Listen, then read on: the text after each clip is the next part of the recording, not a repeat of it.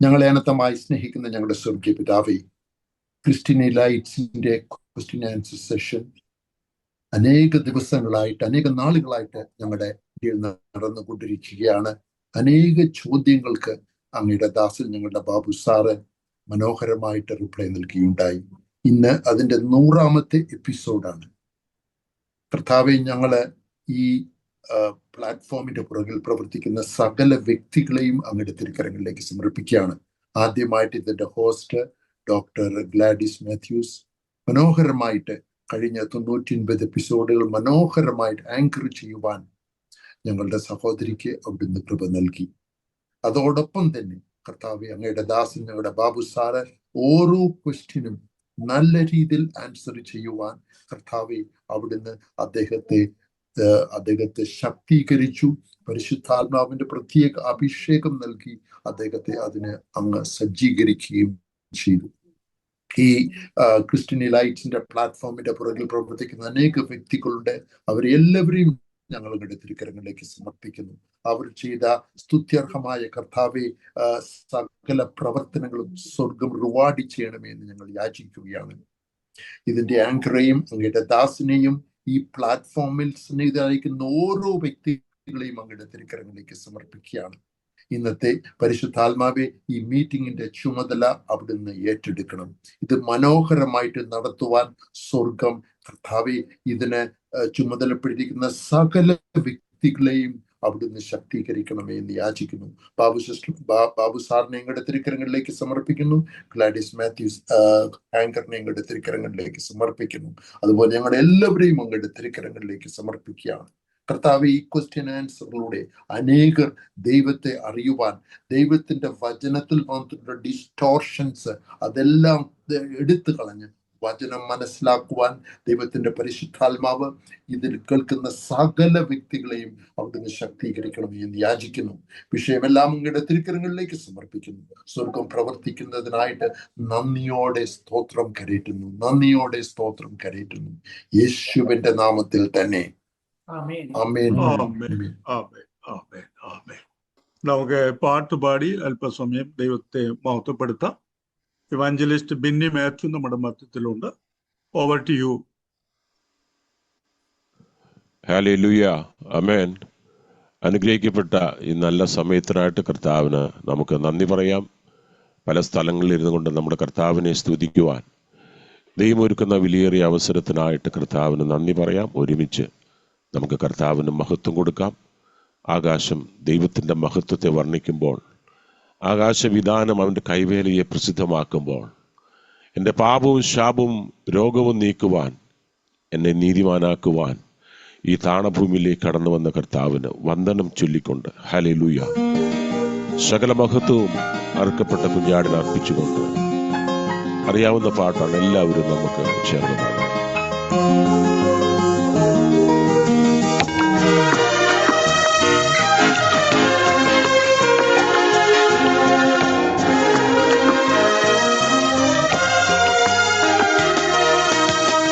വന്ദനമേ യേശു രക്ഷകനേ നായകനേ, വന്ദനമേ വന്ദനമേ, വന്ദനത്തിനെന്നും യോഗ്യനേ, വന്ദനത്തിനെന്നും യോഗ്യനേ.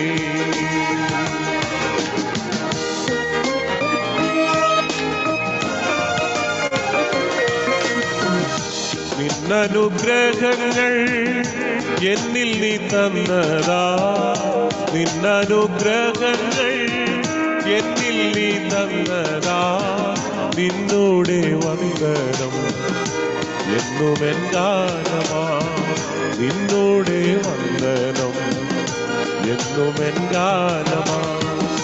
വന്ദനമേ സുരക്ഷകനേ നായകനേ, വന്ദനമേ വന്ദനമേ, ഓ വന്ദനത്തിനെന്നും യോഗ്യനേ, വന്ദനത്തിനെന്നും യോഗ്യനേ. Hallelujah. Calvary ദർശനം കാണുന്ന മുൻപില, Calvary ദർശനം കാണുന്ന മുൻപില, അൻപിനാലുള്ള കണ്ണും നിറയുന്നേ, അൻപിനാലുള്ള കണ്ണും നിറയുന്നേ. വന്ദനമേ സുരക്ഷകന് നായകനേ, വന്ദനമേ വന്ദനമേ. ഓ വന്ദനത്തിനെന്നും യോഗ്യനേ, വന്ദനത്തിനെന്നും യോഗ്യനേ.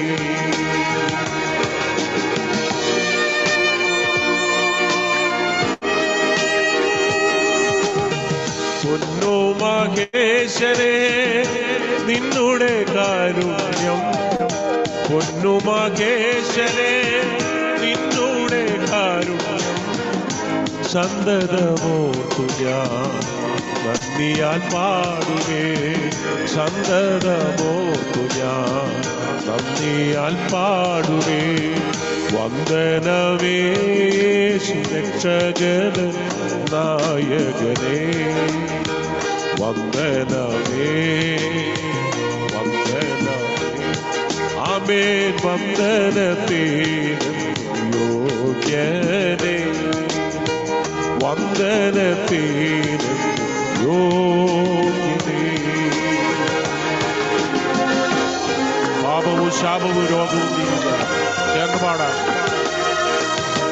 പാപവും ശാപവും രോഗവും നീങ്ങി ഞാൻ, പാപവും ശാപവും രോഗവും നീങ്ങി ഞാൻ നീതിമാനാകുവാൻ ശാപമായി തീർന്നോരെ, നീതിമാനാകുവാൻ ശാപമായി തീർന്നോരെ. വന്ദനമേ രക്ഷകന് നായകനേ, വന്ദനമേ വന്ദനമേ. ആമേൻ. വന്ദനത്തിനും യോഗ്യനേ, വന്ദനത്തിനും യോഗ്യനേ.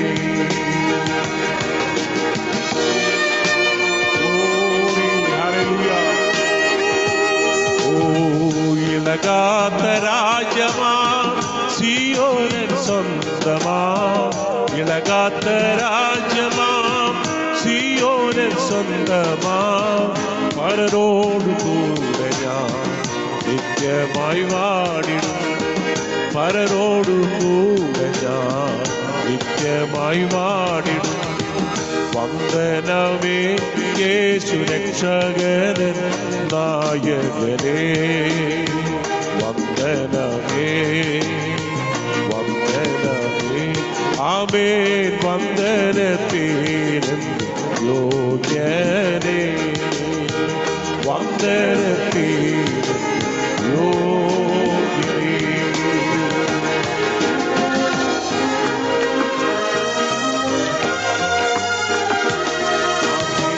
പരമാനന്ദപ്രദ പരിശുദ്ധ ജീവിതം, പരമാനന്ദപ്രദ പരിശുദ്ധ ജീവിതം.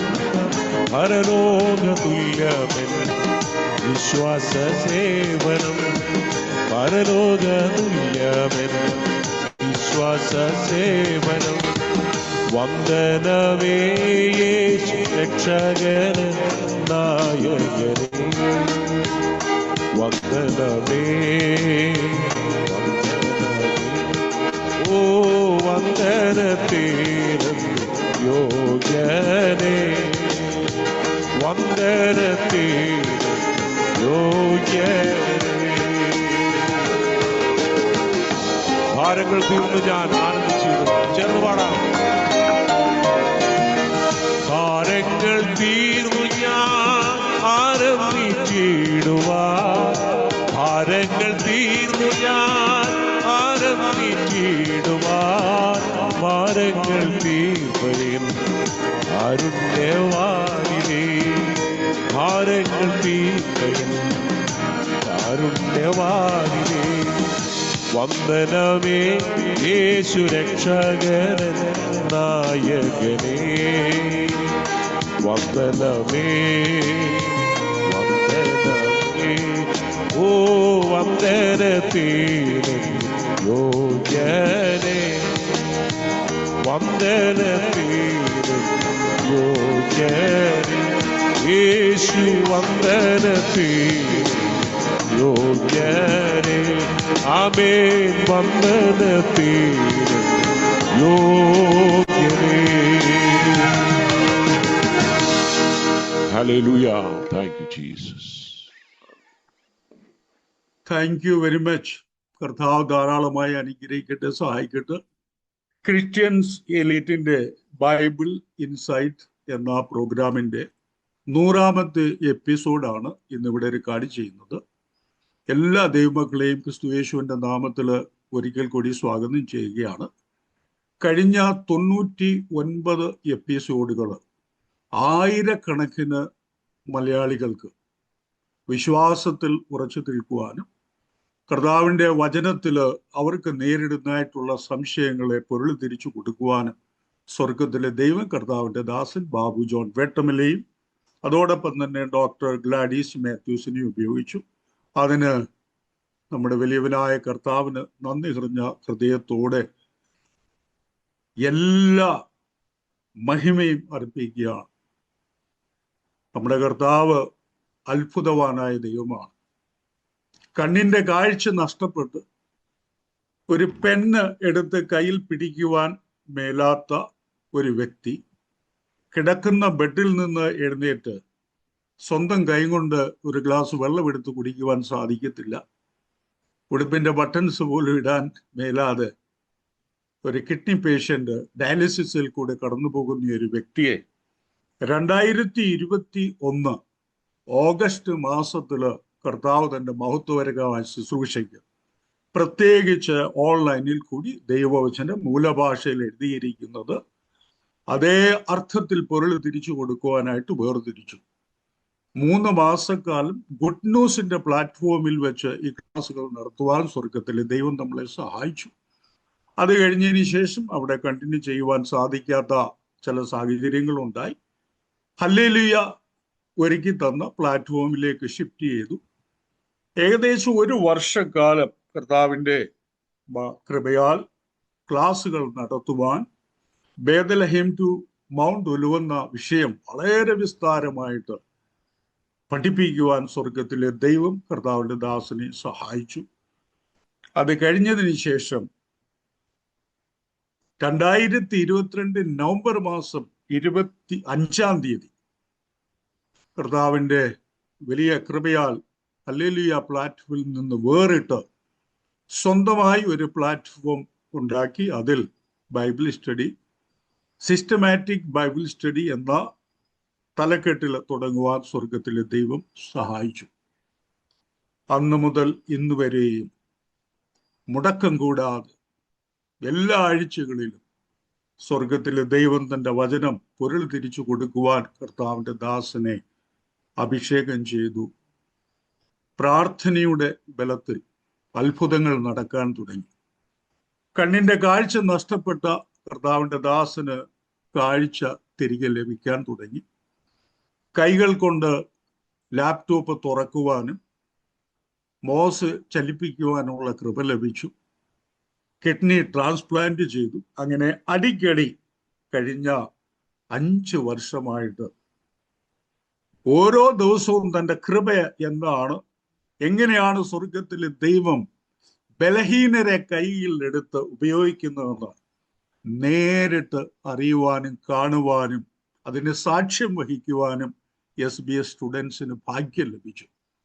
കർത്താവിന് നന്ദി കരയറ്റുകയാണ്. ദൈവവചനത്തിൻ്റെ ആഴമായ സത്യങ്ങൾ മറഞ്ഞു കിടക്കുന്നത് ആ എഴുതിയ ഭാഷയിൽ തന്നെ ചെന്ന് അത് പഠിച്ച് ജനത്തിന് കൊടുക്കുക എന്ന് പറയുന്നത് ദൈവകൃപയിലല്ലാതെ സാധിക്കാത്ത ഒരു കാര്യമാണ്.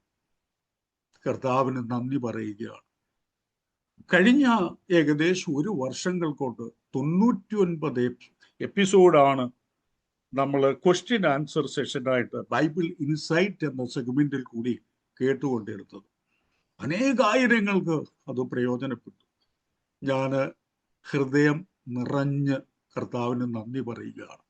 ഈ 99 എപ്പിസോഡ് കഴിഞ്ഞപ്പോൾ 100ാമത്തെ എപ്പിസോഡിലോട്ട് കയറുമ്പോൾ കർത്താവിന് നന്ദി പറയണം. ഹൃദയം നിറഞ്ഞ് കവിഞ്ഞ് കർത്താവിന് നന്ദി പറഞ്ഞുകൊണ്ട് സർവത്തിൻ്റെ ഉടയവനായ ദൈവം, അത്ഭുതങ്ങളുടെ ദൈവം, ജീവിക്കുന്ന ദൈവം, ക്രിസ്തീയ ഗോളത്തിൽ തന്നെ വലിയ മാറ്റം ഈ എപ്പിസോഡുകളിൽ കൂടി ചെയ്യുവാൻ സ്വർഗത്തിൽ ദൈവം സഹായിച്ചു. അനേകർക്കത് പ്രയോജനപ്പെട്ടു. ഒന്നുമില്ലായ്മയിൽ നിന്ന് ആരംഭിച്ചു. സ്വന്തമായിട്ടൊരു പ്ലാറ്റ്ഫോം ഇല്ലായിരുന്നു SBS ആദ്യം തുടങ്ങുമ്പോൾ. റെക്കോർഡിങ് ചെയ്യുവാൻ ബുദ്ധിമുട്ടുണ്ടായിരുന്നു. എല്ലാ പരിമിതികളെയും തരണം ചെയ്ത് ഇത്രയും വർഷം സ്വർഗത്തിലെ ദൈവം അത്ഭുതം പ്രവർത്തിച്ചു. നമുക്ക് പ്രാർത്ഥിക്കാം. നമുക്ക് SBS സിസ്റ്റമാറ്റിക് ബൈബിൾ സ്റ്റഡിയുടെ 8 ബാച്ചുകളാണ് ഇപ്പോൾ ബാബു സാറിന്റെ ക്ലാസ്സുകൾ അറ്റൻഡ് ചെയ്തുകൊണ്ടിരിക്കുന്നത്. ആ എല്ലാ സ്റ്റുഡൻസിനെയും ചേർത്ത് വെച്ച് നമുക്ക് പ്രാർത്ഥിക്കാം. അതുപോലെ തന്നെ ഈ 99 എപ്പിസോഡുകളും കണ്ട് കർത്താവിനെ ആഴമായി മനസ്സിലാക്കുവാൻ കഴിഞ്ഞവർ, അവരെ എല്ലാം ഓർത്ത് നമുക്ക് പ്രാർത്ഥിക്കാം. പ്രത്യേകിച്ച് ഈ 100ാമത്തെ എപ്പിസോഡിലോട്ട് കടക്കുമ്പോൾ നമ്മൾ കർത്താവിൻ്റെ ദാസിന് വേണ്ടി വീണ്ടും പ്രാർത്ഥിക്കാം. ബലപ്പെടുത്തട്ടെ, ശക്തിപ്പെടുത്തട്ടെ, ആഴമായ സത്യങ്ങൾ വീണ്ടും വെളിച്ചത്ത് കൊണ്ടുവരുവാൻ സ്വർഗത്തിലെ ദൈവം പ്രാപ്തനാക്കി തീർക്കട്ടെ. ശരീരത്തിന് ബലം ലഭിക്കട്ടെ, എഴുന്നേറ്റ് നടക്കട്ടെ. ഒരു ഹെൽപ്പും ഇല്ലാതെ നടക്കുന്നത് നമുക്ക് കാണുവാൻ ഇടയാകണം. അതാണല്ലോ കർത്താവിൻ്റെ ഉദ്ദേശം. അതിനുവേണ്ടി നമ്മൾ ഇന്ന് പ്രാർത്ഥിക്കാൻ പോവുകയാണ്. ഈ 100ാമത്തെ എപ്പിസോഡ് ഡെഡിക്കേറ്റ് ചെയ്ത് പ്രാർത്ഥിക്കുന്നതോടൊപ്പം തന്നെ 99 എപ്പിസോഡുകൾ ഒരു മുടക്കവും കൂടാതെ മനുഷ്യരിൽ വലിയ പരിവർത്തനം വരുത്തുന്നതിന് വേണ്ടി എത്തിക്കുവാൻ കഴിഞ്ഞ ദൈവത്തിന് കൈകൾ ഉയർത്തി നന്ദി പറഞ്ഞുകൊണ്ട് ഇപ്പോൾ പ്രാർത്ഥനയിലേക്ക് നമ്മൾ പ്രവേശിക്കുകയാണ്. ഇതൊരു പ്രസ്ഥാനമല്ല, ഇത് ദൈവത്താൽ തെരഞ്ഞെടുക്കപ്പെട്ട ദൈവഭക്തന്മാരുടെ ഒരു കൂട്ടായ്മയാണ്. സിസ്റ്റമാറ്റിക് ബൈബിൾ സ്റ്റഡി ഒരു ഓർഗനൈസേഷൻ അല്ല, അതൊരു ഫാമിലി ഗ്രൂപ്പാണ്. എല്ലാ വെള്ളിയാഴ്ച ദിവസവും എല്ലാ സ്റ്റുഡൻസിനും വേണ്ടി, കേൾവിക്കാർക്ക് വേണ്ടി എല്ലാ വെള്ളിയാഴ്ചയും 5:45 മുതൽ 7 വരെ നിരന്തരമായി 5 വർഷം കൊണ്ട് പ്രാർത്ഥിക്കുന്ന ഒരു കൂട്ടായ്മയുടെ സംഘമാണ്. നമുക്ക് പ്രാർത്ഥിക്കാം. ഇന്ന് നമ്മളോടൊപ്പം ബാംഗ്ലൂരിൽ നിന്നും പാസ്റ്റർ സജി ഉണ്ട്. അദ്ദേഹം IPC ഷാലോമിന്റെ സീനിയർ പാസ്റ്ററായിട്ട് ബാംഗ്ലൂരിൽ കർത്താവിൻ്റെ ശുശ്രൂഷയിലായിരിക്കുന്നു. അദ്ദേഹത്തെ ഇന്നത്തെ ചീഫ് ഗസ്റ്റായിട്ട് നമ്മൾ ഇൻവൈറ്റ് ചെയ്തിരിക്കുകയാണ്. അദ്ദേഹത്തിൻ്റെ പ്രാർത്ഥനയോട് കൂടിയാണ് ഇന്നത്തെ ക്ലാസ് ആരംഭിക്കുന്നത്. പ്രാർത്ഥിക്കുമ്പോൾ കർത്താവിൻ്റെ ദാസനും ഡോക്ടർ ഗ്ലാഡീസും മാത്യൂസിനും പിന്നിൽ പ്രവർത്തിക്കുന്ന എല്ലാവർക്കും വ്യൂവേഴ്സിനും വേണ്ടി, നമ്മുടെ പ്രേക്ഷകർക്കും വേണ്ടി പ്രത്യേകിച്ച് പ്രാർത്ഥിക്കുന്നതായിരിക്കും. കർത്താവ് ധാരാളമായി അനുഗ്രഹിക്കട്ടെ, സഹായിക്കട്ടെ. Over to pastor Saji. ദൈവത്തിന് മഹത്വം. അനുഗ്രഹീതമായ ഈ ദിവസത്തിൽ കർത്താവിൽ പ്രസിദ്ധനായ ഡോക്ടർ ബാബു ജോൺ വേട്ടമല്ല സാറിന്റെ Bible insights question and answer with Christian elites എന്ന ഈ പ്രോഗ്രാമിന്റെ 100ാമത്തെ എപ്പിസോഡില് എനിക്കും സംബന്ധിക്കുവാനും ഒരുമിച്ച് പ്രാർത്ഥിപ്പാനും ദൈവമായ കർത്താവ് ഒരുക്കി തന്ന നല്ല സന്ദർഭത്തിനായി ഞാൻ കർത്താവിനെ സ്തുതിക്കുന്നു. ഈ പ്രോഗ്രാമിന്റെ എപ്പിസോഡുകൾ, പല എപ്പിസോഡുകളും വീഡിയോ ആയി കാണാനും അത് കുറിച്ചെടുക്കാനും ഒക്കെ കർത്താവ് എന്നെ സഹായിച്ചിട്ടുണ്ട്. വിശുദ്ധ തിരുവെഴുത്തുകളുടെ അർത്ഥവും അതിൻ്റെ ചരിത്രപരവും സാംസ്കാരികവും പുരാതന എബ്രായ ഭാഷയുടെ മുഖപശ്ചാത്തലത്തിൽ ശരിയായ അർത്ഥവും വ്യാഖ്യാനവും തിരുവചനത്തിന്റെ അടിസ്ഥാനത്തിൽ പൊരുൾ തിരിച്ച് ദൈവവചനത്തെ ശരിയായി പഠിക്കാനും ദൈവത്തെ അനുസരിക്കാനും ആഗ്രഹിക്കുന്ന ദൈവമക്കളിൽ എത്തിക്കുന്ന ഡോക്ടർ ബാബു ജോൺ വേട്ടമല സാറിന്റെ അനുഗ്രഹീതമായ ദൗത്യം ഒരു ദൈവീക ദൗത്യമാണെന്നും ഇത് ഒരു ചരിത്രപരമായ ദൗത്യമാണെന്നും ഞാൻ വിശ്വസിക്കുന്നു. വരും കാലങ്ങളില് മലയാള ക്രൈസ്തവ സഭയുടെ ചരിത്രത്തിൽ സുവർണ ലിപികളിൽ രേഖപ്പെടുത്തപ്പെടേണ്ട ഒരു ഏടായി ഈ സംരംഭം തീരുമെന്നുള്ളതിന് എനിക്ക് യാതൊരു സംശയവുമില്ല. അതിനായിട്ട് കർത്താവിന്റെ ദാസന് ദൈവം കൂടുതൽ ആരോഗ്യവും അധികമായ ദൈവകൃപയും പകർന്ന് വരും ദിവസങ്ങളിൽ ശക്തമായി ഉപയോഗിക്കട്ടെ എന്നും ആയിരക്കണക്കിന് ദൈവവചനത്തെ സ്നേഹിക്കുന്ന ദൈവമക്കൾക്ക് ഈ പ്രോഗ്രാം വളരെ പ്രയോജനപ്രദമായി തീരട്ടെ എന്നും ഞാൻ പ്രാർത്ഥിക്കുകയും ആശംസിക്കുകയും ചെയ്യുന്നു. ദൈവവചന സംബന്ധമായ ഒരുപാട് സംശയങ്ങൾ സാധാരണക്കാരായ ദൈവവചന വായനക്കാർക്കുണ്ട്. പലപ്പോഴും അവരുടെ ചോദ്യങ്ങൾക്ക് വേണ്ട ഉത്തരം ലഭിക്കാനുള്ള വേദികൾ ഇല്ലാതെ വരികയും ഉത്തരം നൽകാമെന്ന് പറയുന്ന പലരും അവരവരുടേതായ വീക്ഷണകോണിൽ നിന്നുകൊണ്ട് ദൈവവചനത്തോട് നീതി പുലർത്താത്തതും അവരവരുടെ ഉപദേശങ്ങളെ സ്ഥാപിക്കാനോ അവരവരുടെ സഭാ പാരമ്പര്യങ്ങളെ ഉയർത്തിപ്പിടിക്കാനോ വേണ്ടിയുള്ള ഉത്തരങ്ങൾ നൽകുകയും ചെയ്യുമ്പോൾ ദൈവവചനം പഠിക്കാൻ ആഗ്രഹിക്കുന്നവർ നിരാശിതരായി തീരുന്ന സാഹചര്യമുണ്ട്. എന്നാൽ വ്യത്യസ്തമായി വേദപുസ്തകം എഴുതപ്പെട്ട ഭാഷയിൽ അതിന്റെ അർത്ഥം മനസ്സിലാക്കി വ്യാഖ്യാനത്തിലോ ട്രാൻസ്ലേഷനിലോ വന്നിട്ടുള്ള വ്യതിയാനങ്ങളെ തിരുത്തിക്കൊണ്ട് ദൈവവചനത്തെ ശരിയായ അർത്ഥത്തിൽ പഠിപ്പിക്കാൻ കർത്താവ് അവിടുത്തെ ദാസനെ അഭിഷേകം ചെയ്ത് പ്രത്യേക സാഹചര്യങ്ങളിലൂടെ ഒരുക്കിയെടുത്ത് ഈ ശുശ്രൂഷയ്ക്ക് ഉപയോഗിക്കുന്നതോർത്ത് ഞാൻ കർത്താവിനെ മഹത്വപ്പെടുത്തുന്നു. അതുപോലെ അനുഗ്രഹിക്കപ്പെട്ട നിലയിൽ ഈ പ്രോഗ്രാം ആങ്കർ ചെയ്യുന്ന പ്രൊഫസർ ഡോക്ടർ ഗ്ലാഡിസ് മാത്യൂസ് ഞാൻ ശുശ്രൂഷിക്കുന്ന സഭയിലെ അംഗമാണ്. പ്രിയ ഡോക്ടർ ഗ്ലാഡിസ് മാത്യൂസിന്റെ സാധാരണക്കാരായ ദൈവജനത്തിന്റെ പ്രതിനിധി എന്നതുപോലെ നിന്നുകൊണ്ട് സരളമായ മലയാള ഭാഷയിൽ ചോദ്യങ്ങൾ അവതരിപ്പിക്കുകയും ഈ ഒരു പ്രോഗ്രാമിന്റെ ഗാംഭീര്യം നിലനിർത്തിക്കൊണ്ട് വളരെ അനുഗ്രഹിക്കപ്പെട്ട നിലയിൽ ആങ്കറിങ് ചെയ്യുകയും ചെയ്യുന്നു. അതിനായി ഞാൻ ദൈവത്തെ അധികം മഹത്വപ്പെടുത്തുന്നു. ഇനിയും ഈ പ്രോഗ്രാം അനേകായിരങ്ങൾക്ക് അനുഗ്രഹവും പ്രചോദനവും ദൈവത്തിന്റെ തിരുവചനത്തിൽ ഉറച്ചു നിന്നുകൊണ്ട് ദൈവത്തെ സ്നേഹിക്കാനും ദൈവത്തെ അനുസരിക്കാനും കാരണമായി തീരട്ടെ എന്ന് പ്രാർത്ഥിച്ചുകൊണ്ടും വിശേഷാല് പ്രിയ കർത്താവിന്റെ ദാസൻ ഡോക്ടർ ബാബു ജോൺ വേട്ടമല സാറിന് ദൈവം അനുഗ്രഹവും സൗഖ്യവും ദൈവിക കൃപയും അത്യധികമായി പകരട്ടെ എന്ന് ഞാൻ പ്രാർത്ഥിക്കുകയും ചെയ്യുന്നു. എന്നെ ഒരു ക്ഷമാപണം ഞാൻ ചെയ്യുകയാണ്. എന്നോട് ഈ പ്രോഗ്രാമിൽ സംബന്ധിക്കണമെന്ന് ആവശ്യപ്പെട്ടപ്പോൾ തന്നെ എൻ്റെ ഒരു പ്രത്യേക സാഹചര്യം ഞാൻ പറഞ്ഞിരുന്നു. എൻ്റെ പിതാവിൻ്റെ അനുജൻ രോഗാവസ്ഥയിൽ താൻ ഒരു കിടക്കയിലായിരുന്നു. അദ്ദേഹത്തിന്റെ അവസാന ദിവസങ്ങൾ അടുത്തു എന്ന ഒരു ചിന്തയുണ്ടായിരുന്നു. ഞാൻ ഒരു സാഹചര്യം പറഞ്ഞിരുന്നു. എന്നാൽ ഇന്നലെ രാത്രി താൻ ദൈവസന്നിധിയിൽ ചേർക്കപ്പെട്ടു. നാളെ നടക്കുന്ന സംസ്കാര ശുശ്രൂഷയിലേക്ക് എനിക്ക് ഇന്ന് ബാംഗ്ലൂരിൽ നിന്ന് യാത്ര ചെയ്ത് 7 മണിക്ക് ഇവിടെ നിന്ന് പോകേണ്ട ഒരു ആവശ്യമുണ്ട്. അതുകൊണ്ട് എനിക്ക് മുഴുവനായി ഇന്നത്തെ ഈ പ്രോഗ്രാമിൽ സംബന്ധിക്കാൻ കഴിയില്ല എന്നതില് ഞാന് നിങ്ങളോട് ക്ഷമാപണം ചെയ്യുന്നു. സാഹചര്യങ്ങളെ നിങ്ങളേവരും മനസ്സിലാക്കുമല്ലോ.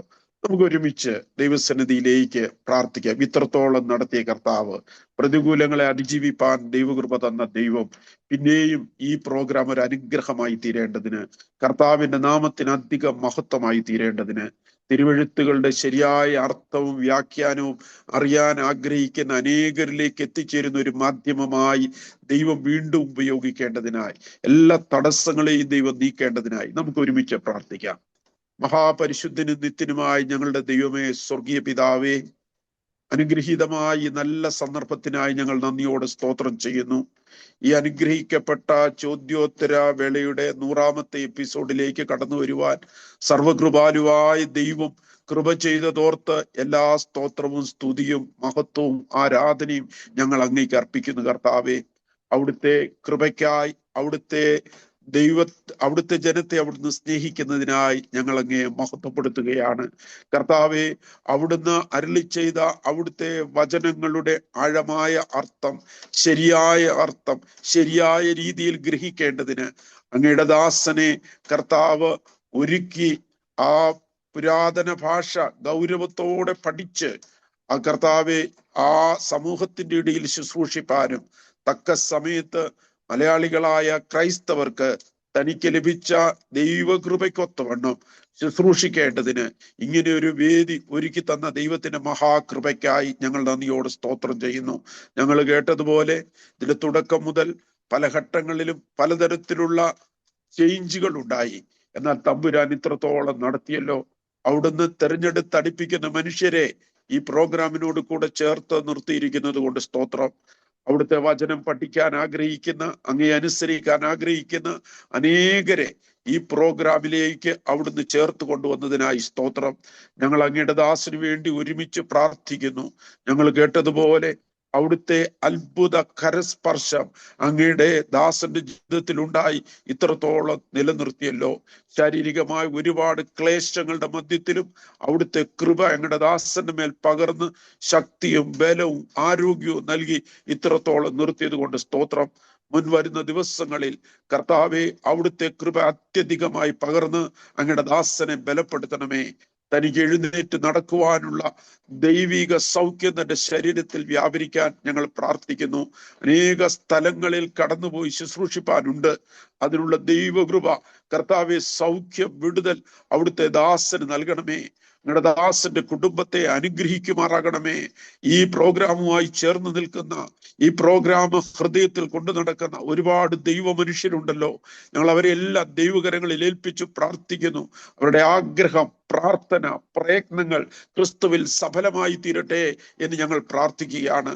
ഇതിൽ ദൈവവചനം പഠിക്കുന്ന, ചോദ്യങ്ങൾ ചോദിച്ച് അതിന്റെ അർത്ഥം മനസ്സിലാക്കി ജീവിതത്തിലേക്ക് പകർത്തി എഴുതുന്ന എല്ലാ അവിടുത്തെ ദാസന്മാരെയും ഞങ്ങൾ ഓർത്ത് സ്തോത്രം ചെയ്ത് പ്രാർത്ഥിക്കുന്നു. പ്രിയ പിതാവേ, തിരുവചനത്തെ സ്നേഹിക്കുന്ന അനേക ആയിരങ്ങൾ, അങ്ങേ സ്നേഹിക്കുന്ന അനേക ആയിരങ്ങൾ ദൈവവചനത്തിന്റെ അർത്ഥം ശരിയായ രീതിയിൽ ഗ്രഹിക്കാൻ കഴിയാത്തത് കൊണ്ട് ഇരുട്ടിൽ തപ്പിത്തടയുന്നവരായിട്ടുണ്ടല്ലോ.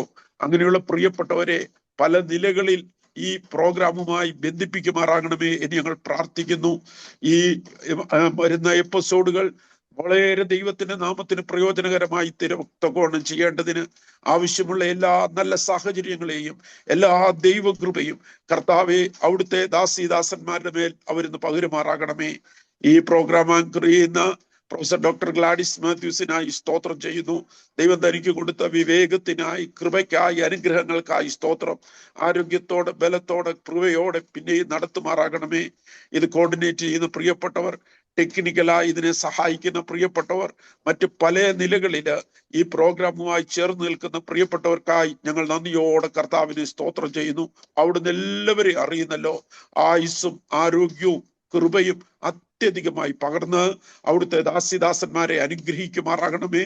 ഞങ്ങൾ ഈ പ്രോഗ്രാമിന് ഒരു പ്രാവശ്യം കൂടെ അങ്ങയുടെ നാമത്തിന്റെ മഹത്വത്തിന് വേണ്ടി കർത്താവെ ഞങ്ങൾ സമർപ്പിച്ച് പ്രാർത്ഥിക്കുകയാണ്. ഇത് അങ്ങയുടെ നാമത്തിന് മഹത്വമായി തീരട്ടെ. ഈ തലമുറയ്ക്ക് ഒരു അനുഗ്രഹമായി തീരട്ടെ. വരുംകാലത്ത് ദൈവവചനത്തെ സത്യമായി പഠിച്ച്, വചനത്തെ സ്നേഹിച്ച്, വചനം വ്യാഖ്യാനിക്കേണ്ടതുപോലെ വ്യാഖ്യാനിച്ച്, വചനത്തിൽ നിലനിൽക്കുന്ന ശക്തമായ ഒരു തലമുറ എഴുന്നേറ്റ് വരുവാൻ ഈ പ്രോഗ്രാം കാരണമായി തീരട്ടെ എന്ന് ഞങ്ങൾ പ്രാർത്ഥിക്കുന്നു. ഇത്രത്തോളം അവിടുന്ന് കൃപ ചൊരിഞ്ഞല്ലോ, അവിടുത്തെ പരിശുദ്ധാത്മാവിനാൽ വഴി നടത്തിയല്ലോ. പിന്നെയും ദൈവകൃപ പകർന്ന് അനുഗ്രഹിക്കുമാറാകണമേ. തുടർന്ന് നടക്കുന്ന ചോദ്യോത്തര വേളകൾ നല്ല പഠനത്തിലും നിന്റെ ദാസൻ നയിക്കുന്ന വിവിധ പഠന പദ്ധതികളെല്ലാം കർത്താവ് അനുഗ്രഹിക്കുമാറാകണമേ. SBS ചേർന്ന് പഠിക്കുന്നതായ എല്ലാ ദൈവദാസന്മാർക്കായി സ്തോത്രം. ഇനിയും അനേകരെ കൂട്ടിച്ചേർക്കണമേ.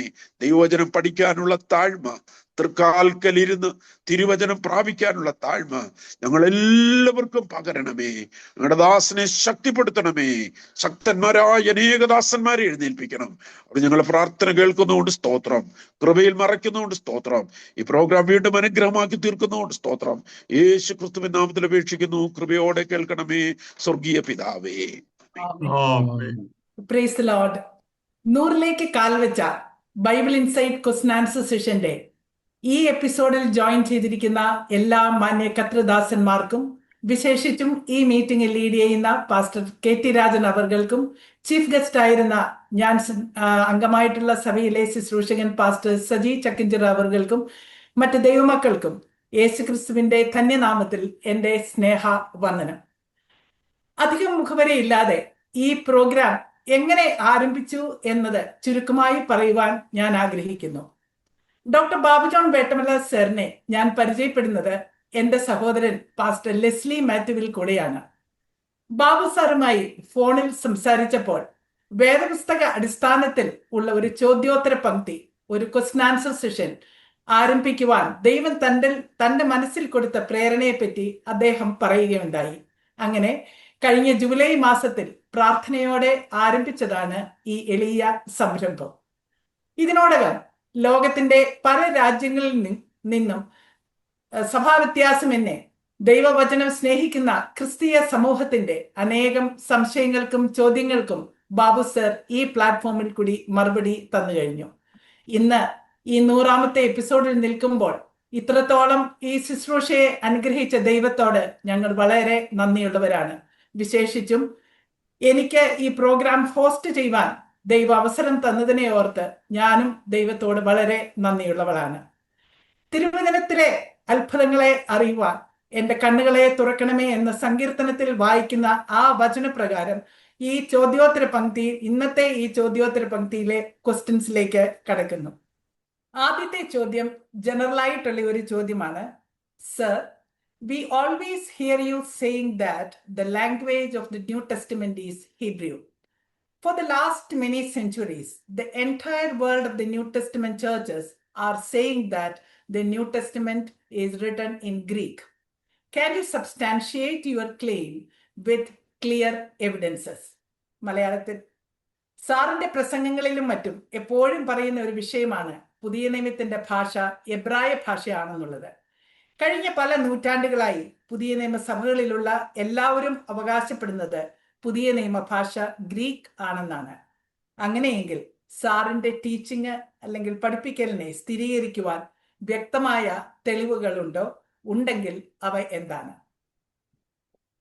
Thank you, Mom, for the question that I have been answering for a long time. ഏറെ നാളുകളായിട്ട് ഞാൻ മറുപടി പറഞ്ഞുകൊണ്ടിരിക്കുന്ന ഈ ചോദ്യമാണ് ആദ്യം വന്നിരിക്കുന്നത്. നന്ദി. ഇതൊരു ചോദ്യകർത്താവ് അയച്ചതാണെന്നാണ് എൻ്റെ വിശ്വാസം. ഓക്കെ അല്ലേ? Okay, right. The right question at the right time. ഇപ്പം ഈ എവിഡൻസസ് ആണ് എന്നോട് ചോദിക്കുന്നത്, ഞാൻ പറഞ്ഞ കാര്യത്തിന് തെളിവുണ്ടോ എന്നതാണ്. അപ്പം അതുകൊണ്ട് എനിക്ക് വലിയൊരു ഉപകാരമുണ്ട്. എനിക്ക് തെളിവ് മാത്രം തന്നാൽ മതി, മറ്റൊന്നും പറയേണ്ട വ്യാപകമായ ഒരു വിശദീകരണത്തിന്റെ ആവശ്യമില്ല. അല്ലെങ്കിൽ തന്നെ ഇന്നത്തെ പ്ലാറ്റ്ഫോം നമുക്ക് അതിനുള്ള ടൈമില്ല. എത്രയും പെട്ടെന്ന് കുറച്ച് തെളിവുകൾ, വളരെ വളരെ കുറച്ച് തെളിവുകൾ എന്നിട്ട് വേറെ ക്വസ്റ്റ്യൻസ് കൂടെ പോകേണ്ടിയുണ്ടാണ്. ഞാൻ ഈ വിഷയത്തിലേക്ക് വരാം. ഒന്നാമത്തെ കാര്യം, ഈ ന്യൂ ടെസ്റ്റ്മെന്റ് എഴുതുന്നത് ഒത്തിരി കൊല്ലം മുമ്പാ, മിനിഞ്ഞല്ല, ഒത്തിരി വർഷം മുമ്പാ. നമ്മുടെ വാഴ്ത്തപ്പെട്ട കർത്താവിന്റെ ശിഷ്യന്മാരാണ് ന്യൂ ടെസ്റ്റ്മെന്റിന്റെ റൈറ്റേഴ്സ്. കർത്താവിന്റെ ഡയറക്റ്റ് ശിഷ്യൻ അല്ലായിരുന്ന 2 പേര്, ഒന്ന് ലൂക്കോസും മറ്റൊന്ന് മർക്കോസുമാണ്. പക്ഷെ ഇവർ 2 പേരും കർത്താവിന്റെ ശിഷ്യന്മാരുടെ ശിഷ്യന്മാരും അതിലുപരി വളരെ ആഴമായി കർത്താവിന്റെ പഠിപ്പീരുകളെ പറ്റി അറിയാവുന്നവരുമായിരുന്നു. ഇനി നമുക്ക് ഒരു കൾച്ചറൽ ബാക്ക്ഗ്രൗണ്ടിൽ, ഒരു റിലീജിയസ് ബാക്ക്ഗ്രൗണ്ടിൽ, ഒരു ലിംഗ്വിസ്റ്റിക് ബാക്ക്ഗ്രൗണ്ടിൽ, ഒരു ഹിസ്റ്റോറിക്കൽ ബാക്ക്ഗ്രൗണ്ടിൽ മറുപടി പറയേണ്ട കാര്യമാണിത്. അതിൽ ഒന്നാമത്തെ കാര്യം, യഹൂദന്മാര്, അവർക്കൊരു സംസാര ഭാഷയുണ്ടായിരുന്നു. ആ സംസാര ഭാഷ ഒരു എഴുത്ത് ഭാഷയായിരുന്നു. അത് ലോകത്തിലെ അതിപുരാതന ഭാഷകളിലൊന്നായിരുന്നു. ആ ഭാഷയ്ക്ക് അവർ ലിഷോൻ ഹ കദോഷ് അല്ലെങ്കിൽ വിശുദ്ധ ഭാഷ എന്നാണ് പറഞ്ഞിരുന്നത്. അത് ഗോഡ് ഗിവൺ ആണ് എന്നവർ വിശ്വസിച്ചിരുന്നു. അതുകൊണ്ട് ആ ഭാഷയെ തള്ളിയുള്ള കാര്യങ്ങളൊന്നും അവരെ സംബന്ധിച്ചോടെ ഇല്ലായിരുന്നു. നമ്മുടെ വാഴ്ത്തപ്പെട്ട കർത്താവിന്റെ കാലത്ത് അവർ ബാബിലോണിൽ നിന്ന് മടങ്ങി വന്നവരാണ്. അന്ന് ലോകത്തിന്റെ ലിംഗ്വ ഫ്രാങ്ക എന്ന് പറയുന്നത് ഗ്രീക്കാണ്. ഗ്രീക്ക് അത്യാവശ്യമെങ്കിലും അറിയാൻ കഴിയാത്ത ആൾക്ക് ജീവിക്കാൻ ഇച്ചിരി ബുദ്ധിമുട്ട് ആ കാലഘട്ടത്തിൽ ഉണ്ടായിരുന്നു. കാര്യം ലോകത്തിന്റെ കമ്മ്യൂണിക്കേഷൻ ഭാഷ എന്ന് പറയുന്നത് ഗ്രീക്കായിരുന്നു. എന്നാൽ യഹൂദന്മാര് പലസ്തീനിൽ ജീവിച്ചിരുന്ന, അന്ന് പലസ്തീൻ നല്ല വേർഡ്, ഇസ്രായേൽ ദേശത്ത് താമസിക്കുന്ന യഹൂദന്മാര്, കർത്താവിൻ്റെ ശിഷ്യന്മാര്, അവരെ പറ്റി ഉള്ള റെഫറൻസ് എന്ന് പറയുന്നത് അവർ വിദ്യാഭ്യാസം ഇല്ലാത്തവർ, എഴുത്തും വായന അറിയാൻ വയ്യാത്തവരെന്നായിരുന്നു. അതെ. So they did not know how to read and write Greek, though they had a smattering of Greek sufficient enough to communicate. അവർക്ക് ഗ്രീക്ക് പറഞ്ഞാൽ മനസ്സിലാകും, വേണം ഇങ്ങനെ പറ്റി നിർത്തിയാൽ. ഇപ്പം നമ്മുടെ എറണാകുളത്ത് ഉള്ള മലയാളികൾക്ക് ഇച്ചിരി ഹിന്ദി അറിയാതെ ജീവിക്കാൻ ഒക്കത്തില്ല. കാര്യം ഭായിമാരോട് സംസാരിക്കണമെന്നുണ്ടെങ്കിൽ അച്ചായും ബഹുത്തും എന്നൊക്കെ ഹാംജി ഹാംജി എന്നൊക്കെ പറഞ്ഞെങ്കിലേ പറ്റത്തുള്ളൂ. അത്രയും ഗ്രീക്ക് അവർക്കും അറിയാമായിരുന്നു. അതിനപ്പുറമുള്ള ഗ്രീക്ക് അവർക്ക് അറിയത്തില്ലായിരുന്നു. അതിന് നമുക്ക് ഹിസ്റ്റോറിക്കൽ എവിഡൻസ് ഉണ്ട്. എന്താ ഹിസ്റ്റോറിക്കൽ എവിഡൻസ്? ആ കാലത്ത് ഏറ്റവും വലിയ എഴുത്തുകാരനായിരുന്നു Flavius Josephus. He was the most scholarly man of the time and the most accredited historian. അദ്ദേഹം പറഞ്ഞത്, എന്നെ കൊണ്ട് ഈ ഗ്രീക്ക് എഴുതാൻ ഒക്കത്തില്ലെന്ന, എന്നെ കൊണ്ട് ഈ ഗ്രീക്ക് ഭാഷ കൈകാര്യം ചെയ്യാൻ പറ്റത്തില്ല. അപ്പൊ ഫ്ലേവിയസ് ജോസീഫസ് അങ്ങനെ പറഞ്ഞിരിക്കെ, ജോസീഫസിനെക്കാട്ടിൽ സ്കോളർലി ആയി ഏത് യഹൂദനാണെന്നുണ്ടായിരുന്നത് ഈ ഗ്രീക്ക് കൈകാര്യം ചെയ്യാനായിട്ട്? ഓഫ് കോഴ്സ് അവർക്ക് അതിൻ്റെ കമ്മ്യൂണിക്കേഷൻ സ്കിൽസ് ഉണ്ടായിരുന്നു.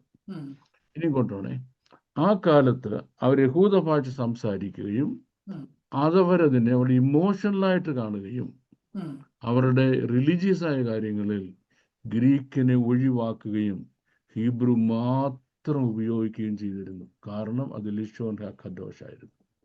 ഗ്രീക്കിൻ്റെ ഒറിജിൻ എന്ന് പറയുന്നത്, ഒറിജിൻ ഓഫ് ഗ്രീക്ക് ലാംഗ്വേജ് എന്ന് പറയുന്നത്, അത് പെയ്ഗൻ ആൻഡ് ഡിമോണിക് ആണ്. പെയ്ഗൻ ആൻഡ് ഡിമോണിക് ആണ്.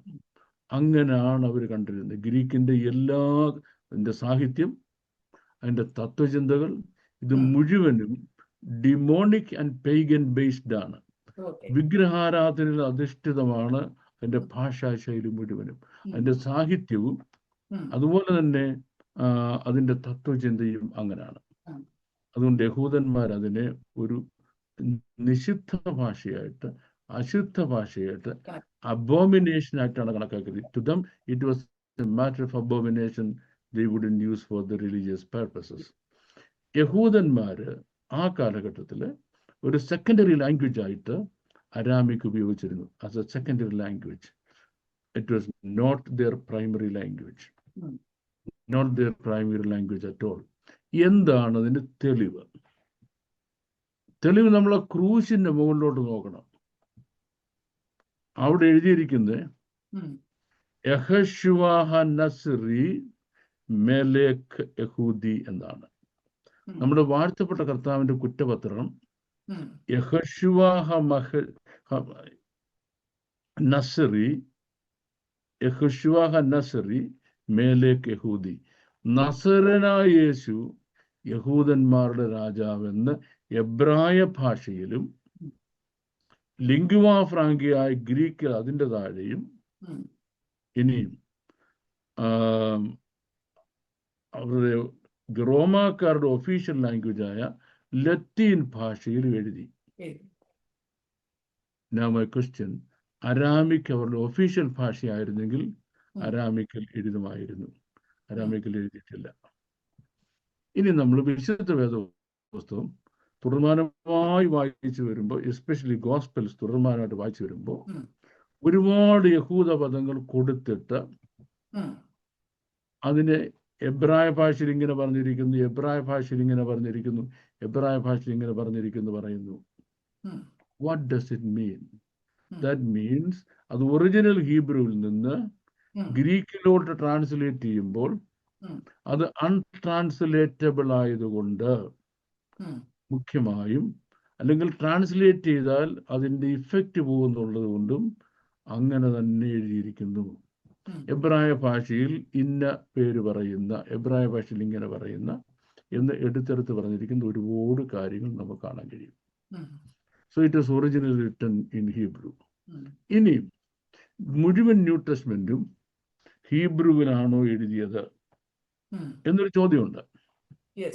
ഞാൻ അതിലേക്ക് വരാം, പെട്ടെന്ന് വരാം. നമുക്ക് ന്യൂ ടെസ്റ്റ്മെന്റ് ഏറ്റവും കൂടുതൽ ഭാഗം എഴുതിയ അപ്പോസ്തലനായ പൗലോസിനെ എടുക്കാം. Yeah. പൗലോസ് തന്നെ പറ്റി പറയുന്നത് A Hebrew of the Hebrew എന്നാണ്. ഉം. എബ്രായനിൽ നിന്ന് ജനിച്ച എബ്രായൻ എന്നാണ്. ഉം. പൗലോസ് എഴുതിയ ആദ്യത്തെ ലേഖനം തെസലോനിക്ക ലേഖനമാണ്. ഉം. 1 തെസലോനിക്ക ലേഖനമാണ്. ഉം. ഈ 1 തെസലോനിക്ക ലേഖനം പൗലോസ് എഴുതുന്നത് ഹീബ്രു ലാംഗ്വേജിലാണ്. ഉം. എന്താണ് അതിന് തെളിവ്? ഉം. പൗലോസ് എഴുതിയ 1 തെസലോനിക്ക ലേഖനത്തിന്റെ ഹീബ്രു സ്ക്രിപ്റ്റ് കണ്ടെത്തിയിട്ട് ഒരു 40 വർഷത്തിനിപ്പുറം ആയിട്ടുള്ളൂ. ഉം. സോറി 40 വർഷമായാലും 20 വർഷമല്ല. Sorry, I made a mistake. ഉം. ഒറിജിനൽ സ്ക്രിപ്റ്റ് കണ്ടെത്തിയത് എവിടുന്നാണെന്നറിയാമോ? നമ്മുടെ കേരളത്തിൽ വന്ന് താമസിക്കുന്ന യഹൂദന്മാരുടെ കയ്യിൽ നിന്നാണ് Okay. അത് കണ്ടെത്തുന്നത്. യെസ്. ഉം. അപ്പം ആദ്യത്തെ സ്ക്രിപ്റ്റ്, ആദ്യത്തെ ലേഖനം മുതൽ അവസാനത്തെ ഇത് 2 തിമോത്തിയോസിന്റെ ലേഖനം വരെ ഉള്ളതിന്റെ ഉം. ഒറിജിനൽ സ്ക്രിപ്റ്റുകൾ ഇന്ന് എവിടെ അവൈലബിൾ ആണ് എന്നുള്ള കാര്യം ഞാൻ മിനിറ്റ് ഞാൻ പറയാൻ പോവാം. Okay. പൗലോസിന്റെ ലേഖനങ്ങൾ മുഴുവനും ഹീബ്രു ആയിരുന്നു. ഉം.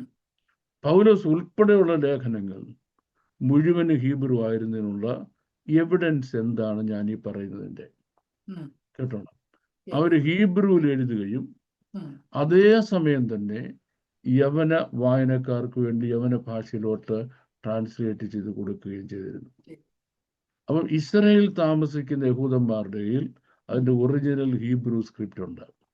Okay. ഇനിയും ഉം. മറ്റെല്ലാ സ്ഥലങ്ങളിലുമുള്ള ഉം. വിശ്വാസികളുടെ കയ്യിൽ അവർക്ക് എബ്രായ ഭാഷ വായിക്കാൻ അറിയാത്ത കയ്യിൽ അവരുടെ ഗ്രീക്ക് സ്ക്രിപ്റ്റ് ഉണ്ട്. Okay. AD 133-നും 135-നും ഇടയ്ക്കാണ് ഉം. അവർക്ക് ഇസ്രായേൽ ദേശത്ത് ജീവനും കൊണ്ട് ഓടിപ്പോകുന്നത്. കർത്താവ് പറഞ്ഞ ആ കാര്യം വന്നേ Okay. അല്ലേ? ഓടിപ്പോകുന്നു. ഈ ഓടിപ്പോകുന്ന സമയത്ത് സകലത് വിട്ടിട്ടാ പോകുന്നത്. Okay.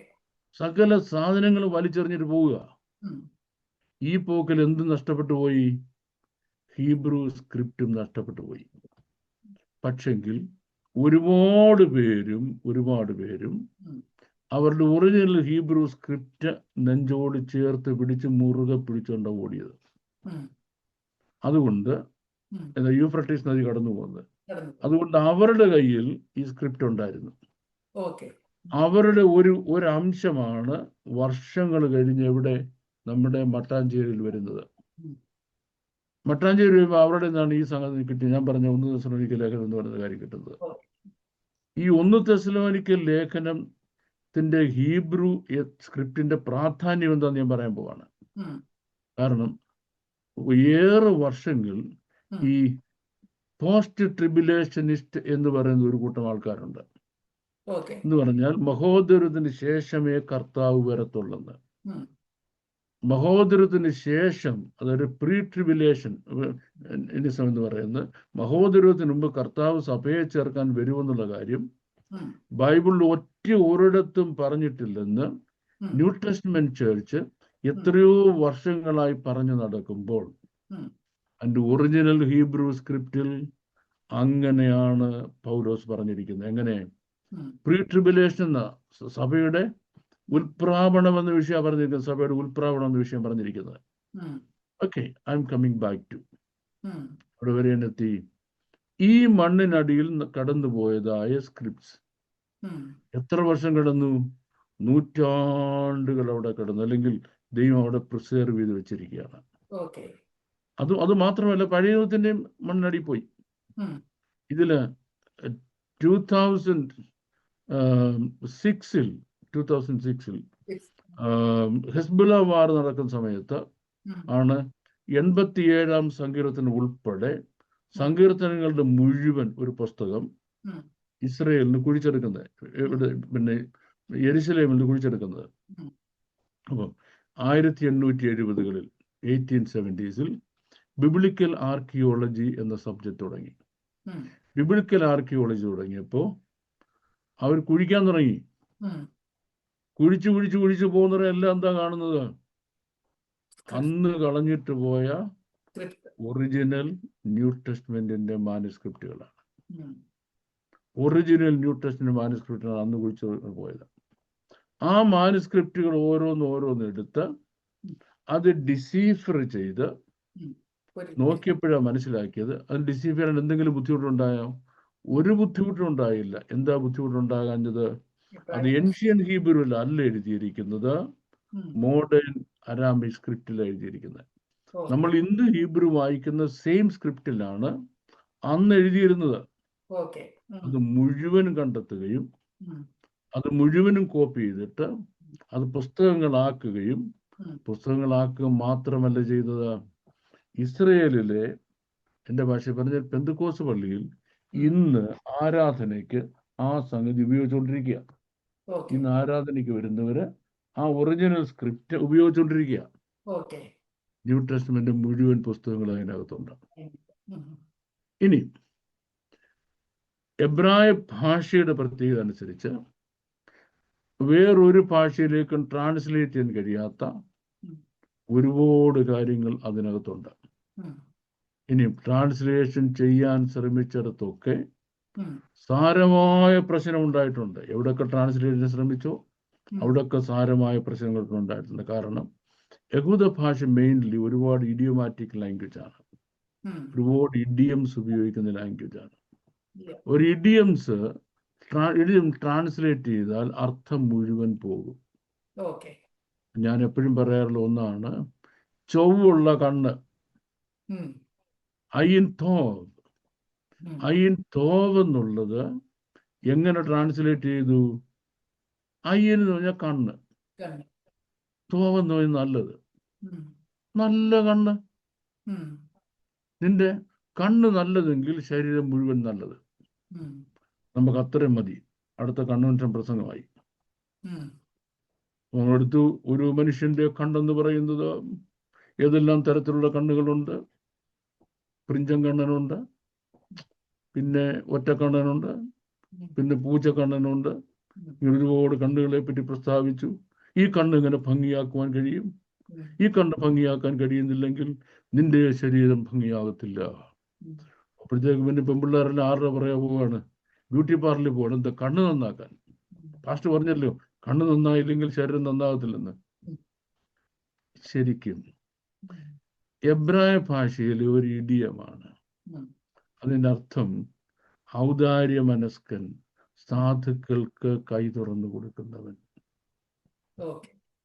അതെങ്ങനെയാ ട്രാൻസ്ലേറ്റ് ചെയ്യുന്നത്? നീ സാധുക്കളെ സഹായിക്കുന്നുവെങ്കിൽ നിന്റെ ജീവിതം മുഴുവനും നല്ലതായിരിക്കും. അങ്ങനെ ട്രാൻസ്ലേറ്റ് ചെയ്യണമായിരുന്നു. എങ്ങനെ ട്രാൻസ്ലേറ്റ് ചെയ്യാതെ? കണ്ണ് നല്ലതെങ്കിൽ എന്ന് ട്രാൻസ്ലേറ്റ് ചെയ്യാതെ. എന്തുകൊണ്ട്? അതൊരു ഇഡിയമാണ്. ഇങ്ങനെ 1, 2, 3 മിസ്റ്റേക്സ് അല്ല നമുക്ക് വന്നിട്ടുള്ളത്. നമുക്ക് വേറെ ക്വസ്റ്റ്യൻസ് ആൻസർ ചെയ്യേണ്ടതുണ്ട്. ഞാനിതിനെ ഒന്ന് അപ്ബ്രിഡ്ജ് ചെയ്യാൻ പോവാണ്. 1870s ബിബ്ലിക്കൽ ആർക്കിയോളജി വന്നു. അത് ഇപ്പോഴും തുറന്നുകൊണ്ടിരിക്കുന്നു. കുഴിച്ചെടുക്കുന്നു, ഒറിജിനൽ സ്ക്രിപ്റ്റ് കണ്ടെത്തുന്നു. അവസാനം ബൈബിൾ സ്കോളേഴ്സ് എവിടെ വന്നെത്തി? ന്യൂ ടെസ്റ്റ്മെന്റിന്റെ ഒരൊറ്റ ഒറിജിനൽ മാനുസ്ക്രിപ്റ്റ് പോലും ഗ്രീക്കിൽ എഴുതിയിട്ടില്ല. ഗ്രീക്കിലോട്ട് മുഴുവനും ട്രാൻസ്ലേഷനാണ് കിട്ടിയത്. ഒരു ഒറിജിനൽ മാനുസ്ക്രിപ്റ്റ് പോലും, ഗ്രീക്ക് മാനുസ്ക്രിപ്റ്റ് പോലും ന്യൂ ടെസ്റ്റ്മെന്റിന് ഇല്ല എന്ന കണ്ടെത്തൽ ഇന്ന് സുവിശേഷ ലോകം എത്തിയിരിക്കുന്നു. അതാണ് ഫാക്ട്.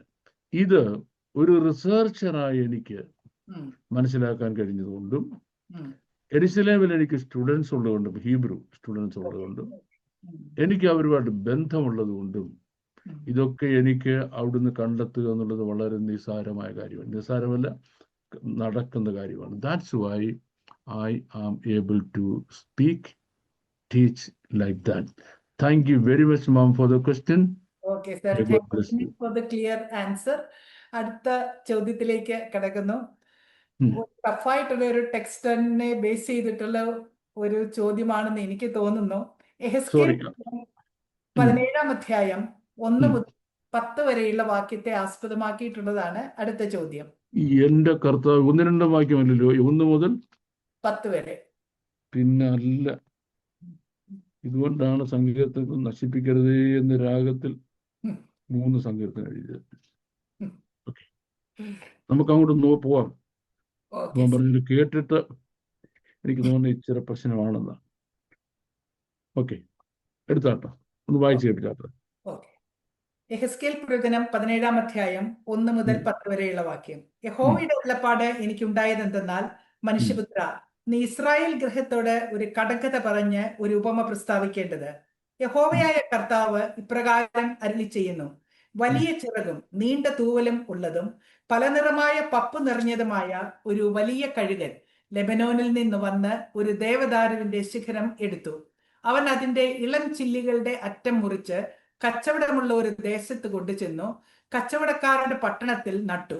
അവൻ ദേശത്തിലെ തൈകളിൽ ഒന്നെടുത്ത് ഒരു വിളനിലത്ത് നട്ടു. അവൻ അതിനെ വളരെ വെള്ളത്തിനരികെ കൊണ്ടുചെന്ന് അലരി വൃക്ഷം പോലെ നട്ടു. അത് വളർന്നു പൊക്കം കുറഞ്ഞ് പടരുന്ന മുന്തിരിവള്ളിയായി തീർന്നു. അതിന്റെ വള്ളി അവങ്കിലേക്ക് തിരിയേണ്ടതും അതിന്റെ വേർ അവന് കീഴ്പ്പെടേണ്ടതും ആയിരുന്നു. ഇങ്ങനെ അത് മുന്തിരിവള്ളിയായി കൊമ്പുകളെ പുറപ്പെടുവിക്കുകയും ചില്ലികളെ നീട്ടുകയും ചെയ്തു. എന്നാൽ വലിയ ചിറകും വളരെ പപ്പും ഉള്ള മറ്റൊരു വലിയ കഴുകൻ ഉണ്ടായിരുന്നു. അവൻ അത് നനയ്ക്കേണ്ടതിന് ആ മുന്തിരിവള്ളി തന്റെ തടത്തിൽ നിന്ന് വേരുകളെ അവങ്കിലേക്ക് തിരിച്ച് കൊമ്പുകളെ അവങ്കിലേക്ക് നീട്ടി. കൊമ്പുകളെ പുറപ്പെടുവിച്ച് ഫലം കായ്പാനും നല്ല മുന്തിരിവള്ളിയായി തീരുവാനും തക്കവണ്ണം അതിനെ വളരെ വെള്ളത്തിനരികെ നല്ല നിലത്ത് നട്ടിരുന്നു. ഇത് സാധിക്കുമോ? അത് വാടിപ്പോകത്തക്കവണ്ണം അതിന്റെ തളിർത്ത ഇലകളൊക്കെയും വാടിപ്പോകത്തക്കവണ്ണം തന്നെ അവൻ അതിന്റെ വേരുകളെ മാന്തുകയും കായ് പറിച്ചു കളയുകയും ചെയ്യുകയില്ലയോ? അതിനെ വേരോടെ പിഴുതു കളയേണ്ടതിന് വലിയ ബലമോ വളരെ ജനമോ ആവശ്യമില്ല. അത് നട്ടിരിക്കുന്നു, സത്യം. അത് തഴയ്ക്കുമോ? കിഴക്കൻ കാറ്റ് തട്ടുമ്പോൾ അത് തീരെ വാടിപ്പോകയില്ലയോ? വളർന്ന തടത്തിൽ തന്നെ അത് ഉണങ്ങിപ്പോകും എന്ന് യഹോവയായ കർത്താവ് അരുളി ചെയ്യുന്നു എന്ന് നീ പറക. ചോദ്യകർത്താവ് ചോദിച്ചിരിക്കുന്നത് ഈ വാക്യങ്ങളുടെ ഒരു വിശദീകരണമാണ്. പിന്നല്ല, ഞാൻ പറഞ്ഞ പോലെ കട്ടിയ നമുക്ക് എങ്ങനെ അങ്ങോട്ട് പോകേണ്ടത്. ഒന്ന്, നമുക്ക് ടൈം ലിമിറ്റ് ഉണ്ട്. ഇതുകൊണ്ട് മാത്രം ഇരിക്കാനൊക്കെ ഇനിയും ക്വസ്റ്റ്യൻസ് എടുക്കേണ്ടതാണ്. എന്ന് പറഞ്ഞ് മനുഷ്യർക്ക് മനസ്സിലാകുന്ന രീതിയിൽ ഉത്തരം പറയാതിരിക്കാനും പറ്റത്തില്ല. അപ്പം ഇതിൻ്റെ രണ്ടിൻ്റെ ഇടയ്ക്കാണ് ഞാൻ in between the devil and the deep see എന്ന് പറഞ്ഞ പോലെ നമുക്കൊന്ന് മറുപടി പറയാൻ നോക്കാം. ഒന്ന്, ഈ പുസ്തകം ആരാ എഴുതിയത്? യെഹെസ്കേലാണ്. രണ്ട്, യെഹെസ്കേൽ എവിടെ ഇരുന്ന് എഴുതിയത്? യെഹെസ്കേൽ ബാബിലോണിൽ ഇരുന്ന് എഴുതിയത്. യെഹെസ്കേൽ ബാബിലോൺ സന്ദർശിക്കാൻ പോയപ്പോൾ എഴുതിയതാണോ? ടൂറിന് പോയപ്പോൾ എഴുതിയതാണോ? അല്ല. തൻ്റെ ജനത്തെ മുഴുവനും അടിമകളാക്കി ബാബിലോണിലേക്ക് കൊണ്ടെത്തിയ സമയത്ത് all people of Israel or Jews are now captives in Babylon. ദൈവജനം മുഴുവനും ബാബിലോണിൽ ക്യാപ്റ്റീവ്സ് ആയിട്ടിരിക്കുന്ന കാലത്താണ് ഇത് എഴുതുന്നത്. അപ്പൊ നമുക്കൊരു ടൈം സ്കീം പറയുകയാണെങ്കിൽ ഒരു 2750 years ago എന്ന് നമുക്ക് വേണമെങ്കിൽ പറയാം. 2550 years ago എന്ന് പറയാം. അത്രയും വർഷങ്ങൾക്ക് മുമ്പാണ് എഴുതുന്നത്. And the next question is, ഇത് ആർക്കാണ് എഴുതുന്നത്? ആർക്കാണ് എഴുതുന്നത് പറഞ്ഞു? മനുഷ്യപുത്ര, നീ ഇസ്രായേൽ ഗൃഹത്തോട് ഒരു കടങ്കഥ പറഞ്ഞ് ഒരു ഉപമ പ്രസ്താവിക്കേണ്ടത്. So you tell them a riddle. ഒരു കടങ്കഥ അവരോട് പറയണം. And tell them a parable. ഒരു ഉപമ അവരോട് പറയണം. അപ്പൊ കടങ്കഥയ്ക്കും ഉപമയ്ക്കും ലിറ്ററൽ ലാംഗ്വേജ് അല്ല. കടങ്കഥയ്ക്കും ഉപമയ്ക്കും ലിറ്ററൽ ലാംഗ്വേജ് അല്ല. നമുക്കറിയാമല്ലോ അത്. കടങ്കഥ പറയുമ്പോൾ എപ്പോഴും വേറൊരു ഒരു ഭാഷ ഉപയോഗിക്കുന്നത്, ഒരു ഫിഗറേറ്റീവ് ലാംഗ്വേജ് ഉപയോഗിക്കുന്നത്. എന്നാൽ ഇനി ഉപമ പറയുമ്പം ഒരു സിംബോളിക് ലാംഗ്വേജ് ഉപയോഗിക്കുന്നത്. അപ്പൊ അങ്ങനെയാണെങ്കിൽ നമ്മൾ ഇവിടെ മനസ്സിലാക്കുന്നത് ഇതിന്റെ ഭാഷ എന്തുവാ? ഇതിൽ പറഞ്ഞിരിക്കുന്ന ഒന്നും ലിറ്ററൽ അല്ല. ഇവിടെ പറഞ്ഞിരിക്കുന്ന കഴുകനല്ല, ഓക്കെ. ലെബനോനും അല്ല, മുന്തിരിവള്ളിയും അല്ല, മറ്റൊരു കഴുകൻ വേറൊരു കഴുകനും അല്ല. സീഡാർ എന്ന് പറഞ്ഞിരിക്കുന്നത് സീഡാറുമല്ല. പോയിന്റ്. അപ്പൊ നമുക്കിവിടെ പറഞ്ഞിരിക്കുന്ന ഒന്നും ലിറ്ററൽ സെൻസിൽ എടുക്കാൻ ഒക്കത്തില്ല എന്ന് മനസ്സിലാക്കണം. ഇനി നമ്മൾ മനസ്സിലാക്കേണ്ട കാര്യം, ഇതിനൊരു പെർട്ടിക്കുലർ മിലിയ ഉണ്ട്. മിലിയ എന്ന് ഇവിടെ എനിക്ക് തോന്നുന്നു ഞാൻ പറഞ്ഞു നമ്മുടെ പബ്ലിക്കിൽ ഇപ്പൊ ഏതാണ്ട് പരിചയം തോന്നുന്നു. പറഞ്ഞാല് ഒരു socio political, cultural, religious background, historical background ഉണ്ട്. ഇതിനെല്ലാം ഒരുമിച്ച് പറയുന്ന പേരാണ് മിലിയ എന്ന് പറയുന്നത്. നമുക്ക് ആ ബാക്ക്ഗ്രൗണ്ടിൽ അല്ലാതെ ഇത് പറയാൻ പറ്റത്തില്ല. ഇനി ഈ ബാക്ക്ഗ്രൗണ്ടിൽ കിടക്കുന്ന ജനത്തോടാണ് ഇത് പറയുന്നത്. അപ്പൊ അവരോട് ബാക്ക്ഗ്രൗണ്ട് തെളിയിച്ചു കൊടുക്കേണ്ട ആവശ്യമില്ല. നിങ്ങൾക്കറിയാം ഇതിന്റെ പശ്ചാത്തലം എന്താണെന്ന് എന്ന് നമ്മൾ അവരോട് പറയേണ്ട ആവശ്യമില്ല. കാര്യം എന്താ? അവരതിനകത്ത് കിടക്കുക. They are neck deep in it. Neck deep in it. അവരോട് ബാക്ക്ഗ്രൗണ്ട് പറയേണ്ട ആവശ്യമില്ല. പക്ഷെങ്കിൽ ഇത്രയും 1000 വർഷങ്ങൾക്ക് ശേഷം ജീവിച്ചിരിക്കുന്ന നമ്മളോടോ ഈ ബാക്ക്ഗ്രൗണ്ട് പറഞ്ഞില്ലെങ്കിൽ നമ്മൾക്കത് മനസ്സിലാകത്തുമില്ല. അപ്പം ദൈവത്തിന്റെ ജനമായ യഹൂദന്മാരെ ബാബേൽ രാജാവ് വന്ന് അടിമയായിട്ട് കൊണ്ടുപോകുന്നു തൻ്റെ രാജ്യത്തേക്ക്. 3 പ്രാവശ്യമായിട്ട് വന്ന് അടിമയായിട്ട് കൊണ്ടുപോകുന്നു. ഓക്കെ, അടിമകളായിട്ട് അവിടെ പോയി കിടക്കാട്ടിയും കൊണ്ടുണ്ട്. അവിടെ കിടന്ന് ചില വേലത്തരങ്ങൾ കാണിച്ചു വെച്ചു. ആ വേലത്തരങ്ങൾ കാണിച്ചു വെച്ചപ്പം അത് അപകടമാണ്, അതുകൊണ്ട് ദോഷമുണ്ടാകും എന്ന് ഇവരോട് പറയുക. പറയുന്നതിന് വേണ്ടി താൻ എന്ത് ചെയ്തു? കടങ്കഥയുടെയും ഉപമയുടെയും ഭാഷ ഉപയോഗിച്ചു. അപ്പൊ നമുക്കിനിയും ഈ കടങ്കഥ പൊരുൾ തിരിക്കണം, ഉപമയുടെ അർത്ഥം എന്താണെന്നും പറയണം. ഓക്കെ, അത് നമ്മൾ ചെയ്യേണ്ടത് നമ്മൾക്ക് ബൈബിൾ കൂടെ തന്നെ പോകണം, തിരുവെഴുത്തുകൾക്ക് തന്നെ പോയി മാത്രമേ നമുക്ക് ഇതിന്റെ അർത്ഥം കണ്ടെത്താൻ കഴിയത്തുള്ളൂ. നമുക്കൊന്ന് പോവാം. ഒന്ന്, യഹോവയായ കർത്താവ് ഇപ്രകാരം അരുളി ചെയ്യുന്നു, വലിയ ചിറകും നീണ്ട തൂവലും ഉള്ളതും പല നിറവുമായ പപ്പ് നിറഞ്ഞതുമായ ഒരു വലിയ കഴുകൻ ലെബനോനിൽ വന്നു ഒരു ദേവദാരുവിന്റെ ശിഖരം എടുത്തു. So A massive eagle. എന്താ അതിന്റെ പ്രത്യേകത? ഒന്ന് വലിയ ചിറകുണ്ട്, പിന്നെ നീണ്ട തൂവലുള്ളതും പല നിറമായ പപ്പുകളുള്ളതും. അതാണ് എൻ്റെ പ്രത്യേകത. So what does it mean? ഒന്ന്, it denotes an individual who represents an empire. It denotes an individual who represents an empire. ഒരു സാമ്രാജ്യത്തിന് പ്രതിനിധിയായി വരുന്ന ഒരു വലിയ ചക്രവർത്തിയാണ് ഇത് കാണിക്കുന്നത്. ആരാ ചക്രവർത്തി? അയാളുടെ പേര് നെബൂഖദ്നേസർ എന്നാണ്. എന്താ അതിന്റെ പ്രത്യേകത? നീണ്ട കഴുത്തും പിന്നെ വലിയ ചിറകാണ്. ദാറ്റ് മീൻസ് ആ എംപയറിന്റെ വ്യാപ്തി ഇറ്റ് ഈസ് സോ മാസീവ് എന്നാണ്. വലിയ ചിറകുകൾ കാണിക്കുന്ന he had a massive empire. Was it true? Yes. നെബൂഖദ്നേസറിന്റെ ബാബിലോണിയൻ എംപയർ ആണ് ലോകം ഇതുവരെ കണ്ട ഏറ്റവും വലിയ സാമ്രാജ്യം. ഈ സാമ്രാജ്യത്തിൽ അത് മൾട്ടി ലിംഗ്വലും മൾട്ടി കൾച്ചറലും മൾട്ടി റിലീജിയസും ആയിരുന്നു. അപ്പം ഒന്നിലധികം ഭാഷകൾ, ധാരാളം സംസ്കാരങ്ങൾ, ധാരാളം മതങ്ങൾ ഒരുമിച്ച് ചേർന്നായിരുന്നു. എന്തുവാണ് അതിൻ്റെ തെളിവ്? അതാണ് മൾട്ടി കളേർഡ് ഫെദേഴ്സ് കാണിക്കുന്നത്.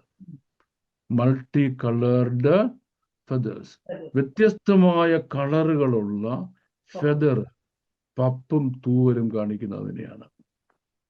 ഇത് വന്നു നെബൂഖദ്നേസർ വന്നു.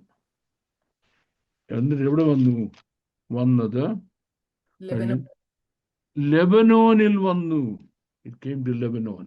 ഉം. നമുക്കറിയാം ഇപ്പൊ യുദ്ധം നടക്കുന്ന സ്ഥലമാണ് ലെബനോൻ. പക്ഷെ ബൈബിളിന്റെ പ്രൊഫറ്റിക്കൽ ലാംഗ്വേജിൽ ശ്രദ്ധിച്ചോണം.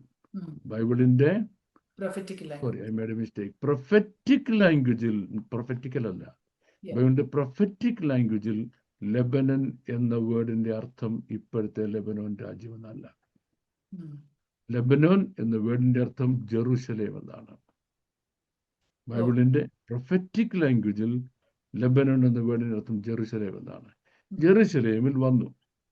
എന്നിട്ട് നിന്നു ഒരു വലിയ ദേവദാരുവിന്റെ ശിഖരം എടുത്തു.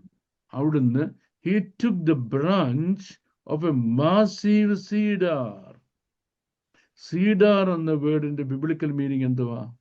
സീഡാർ എന്ന വേർഡിന്റെ biblical meaning the royal house or family of David എന്ന, ദാവീദിന്റെ രാജവംശത്തിനെയാണ് ബിബ്ലിക്കൽ ലാംഗ്വേജിൽ സീഡാർ എന്ന് പറയുന്നത്. കാരണം ദേവദാരു കൊണ്ടുള്ള വലിയ അരമന ഉണ്ടാക്കി അതിൽ താമസിച്ച ആളായിരുന്നു ദാവീദ്. ഉം. ദാവീദിന്റെ റോയൽ ഫാമിലിയുടെ ഉം. പ്രൊഫറ്റിക് നെയിമാണ് എന്ത്?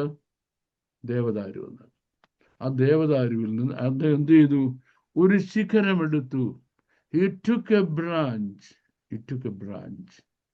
എന്ന് പറയുമ്പം ദാവീദ് എന്ന രാജാവിന്റെ രാജവംശത്തിൽ ശിഖരങ്ങളായിട്ട് അനേക രാജാക്കന്മാരിങ്ങനെ വരിക. ഉം.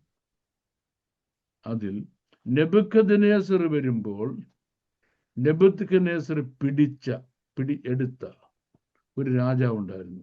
അയാളുടെ പേരായിരുന്നു യഹോയാഖീൻ. യഹോയാഖീം അല്ല, യഹോയാഖീൻ. ഒരു ശിഖരം എടുത്തു എന്ന് പറഞ്ഞാൽ യഹോയാഖീൻ എന്ന രാജാവിനെ പിടിച്ചു. ഉം. എന്ത് ചെയ്തു? ശിഖരം എടുത്തു. ഇളംചില്ലികളുടെ അറ്റം മുറിച്ച് അവനതിന്റെ ഇളഞ്ചില്ലിയുടെ അറ്റം മുറിച്ച് കച്ചവടമുള്ള ഒരു ദേശത്ത് കൊണ്ടുചെന്ന് കച്ചവടക്കാരുടെ പട്ടണത്തിൽ നട്ടു. അപ്പം വേൾഡ് ട്രേഡ് നിയന്ത്രിക്കുന്നത് അന്ന് ബാബിലോണാണ്. ലോകത്തിന്റെ മുഴുവൻ ട്രേഡ് നിയന്ത്രിക്കുന്ന ബാബിലോണാണ്. കാര്യം എന്താ? ലോകം മുഴുവൻ അവരുടെ കയ്യിലാണ്. അവരുടെ കയ്യിലാണ് ലോകം മുഴുവനും, അല്ലേ? മെഡിറ്ററേനിയൻ റീജിയൻ അങ്ങോട്ട് തുടങ്ങി മെഡിറ്ററേനിയന്റെ ഈസ്റ്റേൺ കോസ്റ്റ് മുഴുവനും അവരുടേതാണ് കംപ്ലീറ്റ്. അപ്പോഴത്തേക്ക് ഒരു disproportionate slice of the world മുഴുവൻ ഇവരുടെ ഇരിക്കുക. അപ്പൊ അവിടെ കൊണ്ട് ഇയാളെ എസ്റ്റാബ്ലിഷ് ചെയ്തു എന്ന് പറയുമ്പോൾ അർത്ഥം എന്താണ്? അവിടെ കൊണ്ടുവന്ന് യഹൂദന്മാരെ ആക്കി. ഇനി അവൻ ദേശത്തിലെ തൈകളിൽ ഒന്നെടുത്ത് ഒരു വിളനിലത്ത് നട്ടു. മതി. അവൻ ദേശത്തിലെ തൈകളിൽ ഒന്നെടുത്ത് ഒരു വിളനിലത്ത്. ഇവിടെ എന്താ എടുത്തത്? ഇവിടെ ശിഖരത്തിന്റെ ഒരു ബ്രാഞ്ച്, ഒരു ഭാഗം എടുത്തത്. അത് കഴിഞ്ഞ് വന്ന് ദേശത്തിലെ തൈകളുടെ ഒരെണ്ണം എടുത്തു. പിന്നെ ദേശത്തൊരു തൈയുണ്ട്. ദേശം എന്ന് പറയുന്നത് ഇസ്രായേൽ ദേശം അല്ലെങ്കിൽ ജെറുസലേം. അവിടുന്ന് അടുത്ത തൈ എടുത്തു. the little seed, the little sprout plant. ആരാ ലിറ്റിൽ പ്ലാന്റ്? സിദക്കിയാവ് എന്ന് പറയുന്ന യഹൂദ രാജാവ്. ആ പ്ലാന്റിന്റെ പേര് സിദക്കിയ എന്ന് പറയുന്ന യഹൂദ രാജാവാണ്. സിദക്കിയാവ് എന്ന് പറയുന്ന യഹൂദ രാജാവിനെ കൊണ്ടുപോയി. അവൻ അതിനെ വളരെ വെള്ളത്തിനരികെ കൊണ്ടുചെന്ന് അലരി വൃക്ഷം പോലെ നട്ടു. അവൻ അതിനെ വളരെ വെള്ളത്തിനരികെ കൊണ്ടുചെന്ന് അലരി വൃക്ഷം പോലെ നട്ടു. അപ്പൊ കൊണ്ടുപോയത് ഏതാണ്? സീഡാറാണ്, അല്ലേ? നട്ടത് അലരി വൃക്ഷമാണ്. എന്ന് പറയുമ്പം അലരി വൃക്ഷത്തിന്റെ പ്രത്യേകത അതിന് വെള്ളത്തിനരികെ മാത്രമേ വളരാൻ കഴിയത്തുള്ളൂ. വില്ലോ ട്രീസ് ആറിന്റെ ഒക്കെ കരയ്ക്കാൻ നിൽക്കുന്നത്, ആറ്റിന്റെ കരയ്ക്കാൻ നിൽക്കത്തുള്ളൂ. എന്ന് പറഞ്ഞാൽ വെള്ളമില്ലാതെ ജീവിക്കാൻ കഴിയാത്ത ഒരവസ്ഥയിൽ കൊണ്ട് നട്ടു. ദാറ്റ് മീൻസ് രണ്ട് നമ്മൾ ഡിഫറൻസ് മനസ്സിലാക്കണം. വെള്ളമില്ലാത്ത ദേശമാണ് ഇസ്രായേൽ ദേശം. അവിടുന്ന് കൊണ്ടുപോയി നട്ടത് എവിടാ? ഇഷ്ടം പോലെ വെള്ളമുള്ളൊരു സ്ഥലത്ത് കൊണ്ട് നട്ടു. നട്ടു. ദാറ്റ് മീൻസ് അതിനെ റിഫ്രഷ് ചെയ്യാൻ കഴിയുന്ന, Yes. നല്ലതുപോലെ റിഫ്രഷ് ചെയ്യാൻ കഴിയുന്ന ഒരിടത്ത് നട്ടു. ആരെ നട്ടുന്നത്? ഇപ്പം ഞാൻ പറഞ്ഞ രണ്ടാമത് ആരുടെ പേരാ പറഞ്ഞത്? സിദക്കിയ. രണ്ടാമത് പറഞ്ഞ പേരിന്റെ സിദക്കിയ എന്നാണ്. സിദക്കയ്യ. ഓക്കെ, അത് ലാസ്റ്റ് ഇൻവേഷനാണ്. ഇനി ബാക്കി വായിച്ചാട്ടെ. അത് വളർന്നു പൊക്കം കുറഞ്ഞ് പടരുന്ന മുന്തിരിവള്ളിയായി തീർന്നു. അത് വളർന്ന് പൊക്കം കുറഞ്ഞ് പടരുന്ന മുന്തിരിവള്ളിയായി തീർന്നു. അതിൻ്റെ അർത്ഥം എന്താ? മുന്തിരിവള്ളിയായി തീർന്നതിന് അർത്ഥം എന്താ? അതിൻ്റെ അർത്ഥം, മുന്തിരിവള്ളി എന്ന വേർഡ് യഹൂദനെ കണക്ട് ചെയ്യുമ്പം യഹൂദന്റെ ആത്മീയ അന്തരീക്ഷത്തെ കാണിക്കുന്നതാണ്. Okay. യഹൂദന്റെ രാഷ്ട്രീയ അന്തരീക്ഷത്തെ കാണിക്കുന്നതിന് വേണ്ടി അത്തിയെയും, മാർഗീയ അന്തരീക്ഷത്തെ കാണിക്കുന്നതിന് വേണ്ടി ഒലിവ്. ഒലിവിനെയും, യഹൂദന്റെ ആത്മീയ അന്തരീക്ഷത്തെ കാണിക്കുന്നതിന് വേണ്ടി മുന്തിരിവള്ളിയാണ് ഉപയോഗിക്കുന്നത്. നീ മിസ്രൈമിൽ നിന്ന് ഒരു മുന്തിരിവള്ളി കൊണ്ടുവന്നു, ജാതികളെ നീക്കിക്കളഞ്ഞു, അതിനെ നട്ടു. ഇനി നമ്മൾ പർപ്പസിലേക്ക് പോവുകയാണ്.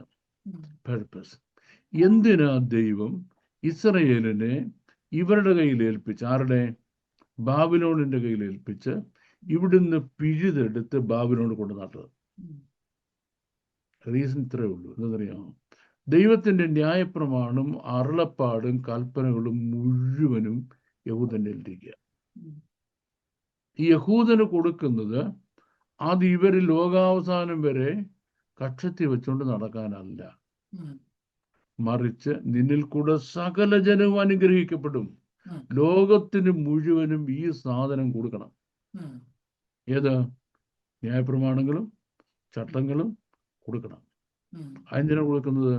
ലോകത്തിന് മുഴുവനും വരാനിരിക്കുന്ന രക്ഷിതാവിനെ പറ്റി ഇതിനകത്ത് എഴുതിയിരിക്കുക. സകല ലോകത്തിനും വരാനിരിക്കുന്ന മഹാസന്തോഷം. നമ്മുടെ വാഴ്ത്തപ്പെട്ട കർത്താവ് ആരുടെ രക്ഷിതാവ്? ലോകരക്ഷിതാവ് യേശുക്രിസ്തു. ലോകരക്ഷിതാവ് യേശുക്രിസ്തു വരാൻ പോകുന്നു എന്ന സന്ദേശം അർത്ഥശങ്കയ്ക്കിടയില്ലാതെ ഡേറ്റും ടൈമും പ്ലേസും രീതിയും തന്റെ ജനനം മുതൽ സ്വർഗാരോഹണം വരെയുള്ള കാര്യങ്ങൾ സവിസ്തരം എഴുതി വെച്ചിരിക്കുന്ന പുസ്തകമാണ് ന്യായപ്രമാണ പുസ്തകങ്ങൾ. ഇത് ലോകത്തിന് മുഴുവൻ എത്തിക്കണം. എത്തിച്ചെങ്കിൽ മാത്രമേ ലോകം മനസ്സിലാകത്തുള്ളൂ ഞങ്ങളുടെ രക്ഷിതാവ് വരുന്നു, രക്ഷിതാവിനെ ഞങ്ങൾ സ്വീകരിക്കണമെന്ന്. അല്ലേ? ആരുടെ മെസ്സേജ് ഇരിക്കുന്നത്? യഹൂദൻ്റെല്ല. യഹൂദൻ കൊടുക്കുകയല്ല. തല്ലിക്കൊന്നാൽ ജാതികളെ 7 അയൽക്ക് തടിപ്പിക്കുകയോ അവർക്ക് ഈ സാധനം പറഞ്ഞു കൊടുക്കുകയോ ചെയ്യത്തില്ല. ചെയ്യാതിരുന്നാൽ പറ്റുന്ന കുഴപ്പം എന്താ? നമ്മുടെ വാഴ്ത്തപ്പെട്ട കർത്താവ് കാലസമ്പൂർണതയിൽ എന്ന് പറയുമ്പോൾ അറ്റ് ദി ഫിക്സഡ് ടൈം, ദൈവം നിശ്ചയിച്ച സമയത്ത് വന്നേ ഒക്കത്തുള്ളൂ. ദൈവം നിശ്ചയിച്ച സമയത്ത് ക്രൂശിക്കപ്പെട്ടേ പറ്റത്തുള്ളൂ. പക്ഷെ ഈ മെസ്സേജ് ലോകത്ത് എത്തിയില്ലെങ്കിലോ, എത്തിക്കാൻ കഴിഞ്ഞില്ലെങ്കിലോ ഇത് നഷ്ടമായി പോകും.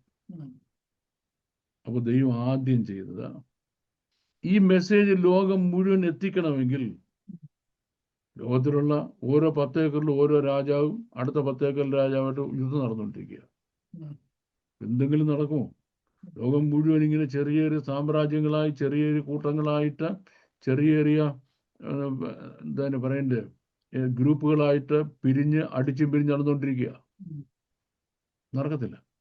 ദൈവം ഒരു വലിയ സാമ്രാജ്യം ഉണ്ടാക്കി ഒരു വലിയ മനുഷ്യനെ എൻ്റെ മണ്ഡലത്തിൽ ചക്രവർത്തിയായിട്ടിരുത്തിയിട്ട് അതിൽ പറയുന്നത് ലോകം മുഴുവനും കേൾക്കുന്ന ഒരവസ്ഥ ഉണ്ടാക്കി എന്ത് ചെയ്യുന്നു? യഹൂദനെ പറിച്ചെടുത്ത് അവിടെ കൊണ്ട് നട്ടു. ആ സാമ്രാജ്യത്തിൽ മുഴുവൻ യഹൂദൻ പോയ യഹൂദൻ എന്ത് ചെയ്തു? ശനിയാഴ്ച ആയപ്പോൾ ആരാധനയ്ക്ക് നിവൃത്തിയില്ലാത്തതുകൊണ്ട് ഒരു 10 പേര് കൂടി ഒരു പ്രയർ ഗ്രൂപ്പ് നടത്തുക. പിറ്റേ സിനഗോഗാകുന്നത് അവിടെ ന്യായപ്രമാണം വായിച്ച് എക്സ്പ്ലെയിൻ ചെയ്യും. അപ്പൊ എന്ത് ചെയ്തു? ആ ദേശത്തെ ജാതികളെല്ലാം ഈ സിനഗോഗിൽ വരും. ഓർറാന്ന് പറയാൻ പറ്റുമോ? കാര്യം അവരുടെ നാടാണ്, അല്ലേ? ഞങ്ങൾക്ക് കേൾക്കണമെന്ന് പറ്റത്തില്ല, നിങ്ങൾക്ക് കേൾക്കാൻ പറ്റത്തില്ലെന്ന് പറയുമോ? പറ്റത്തില്ല. ഇങ്ങനെ ലോകം മുഴുവൻ സിനഗോഗുകൾ, അന്നത്തെ ലോകം മുഴുവൻ സിനഗോഗുകൾ സ്ഥാപിക്കപ്പെട്ട ലോകം മുഴുവൻ ഏകദൈവ വിശ്വാസത്തിലേക്ക് വന്നു. ബഹുദൈവ വിശ്വാസത്തിൽ നിന്ന്. കൂടാതെ ബാബിലോണിലുണ്ടായ സംഭവങ്ങൾ, നെബൂഖദ്നേസർ സ്വപ്നം വ്യാഖ്യാനിച്ചത്, ദാനിയേലിനെ സിംഹക്കുഴിയിൽ നിന്ന് പുറത്തു കൊണ്ടുവരുന്നത്, ബെൽശസ്സർ കൊല്ലപ്പെടുന്നത്, ഈ സംഭവങ്ങൾ മുഴുവൻ ദാനിയേൽ വിവരിച്ച് പറഞ്ഞപ്പോൾ ദാനിയേലിന്റെ ദൈവമായ ഏക സത്യ ദൈവം മാത്രമാണ് ദൈവമെന്ന്. പിന്നീട് നെബൂഖദ്നേസർ കാള പോലെ പുലുന്ന സംഭവം ഉണ്ടല്ലോ. ഇത്തരം സംഭവങ്ങൾ കൂടെ നെബൂഖദ്നേസറിനെ സ്വർഗസ്ഥനായ ദൈവം ഏകദൈവ വിശ്വാസിയായി യഹോവയുടെ ആരാധനക്കാരനാക്കി മാറ്റി.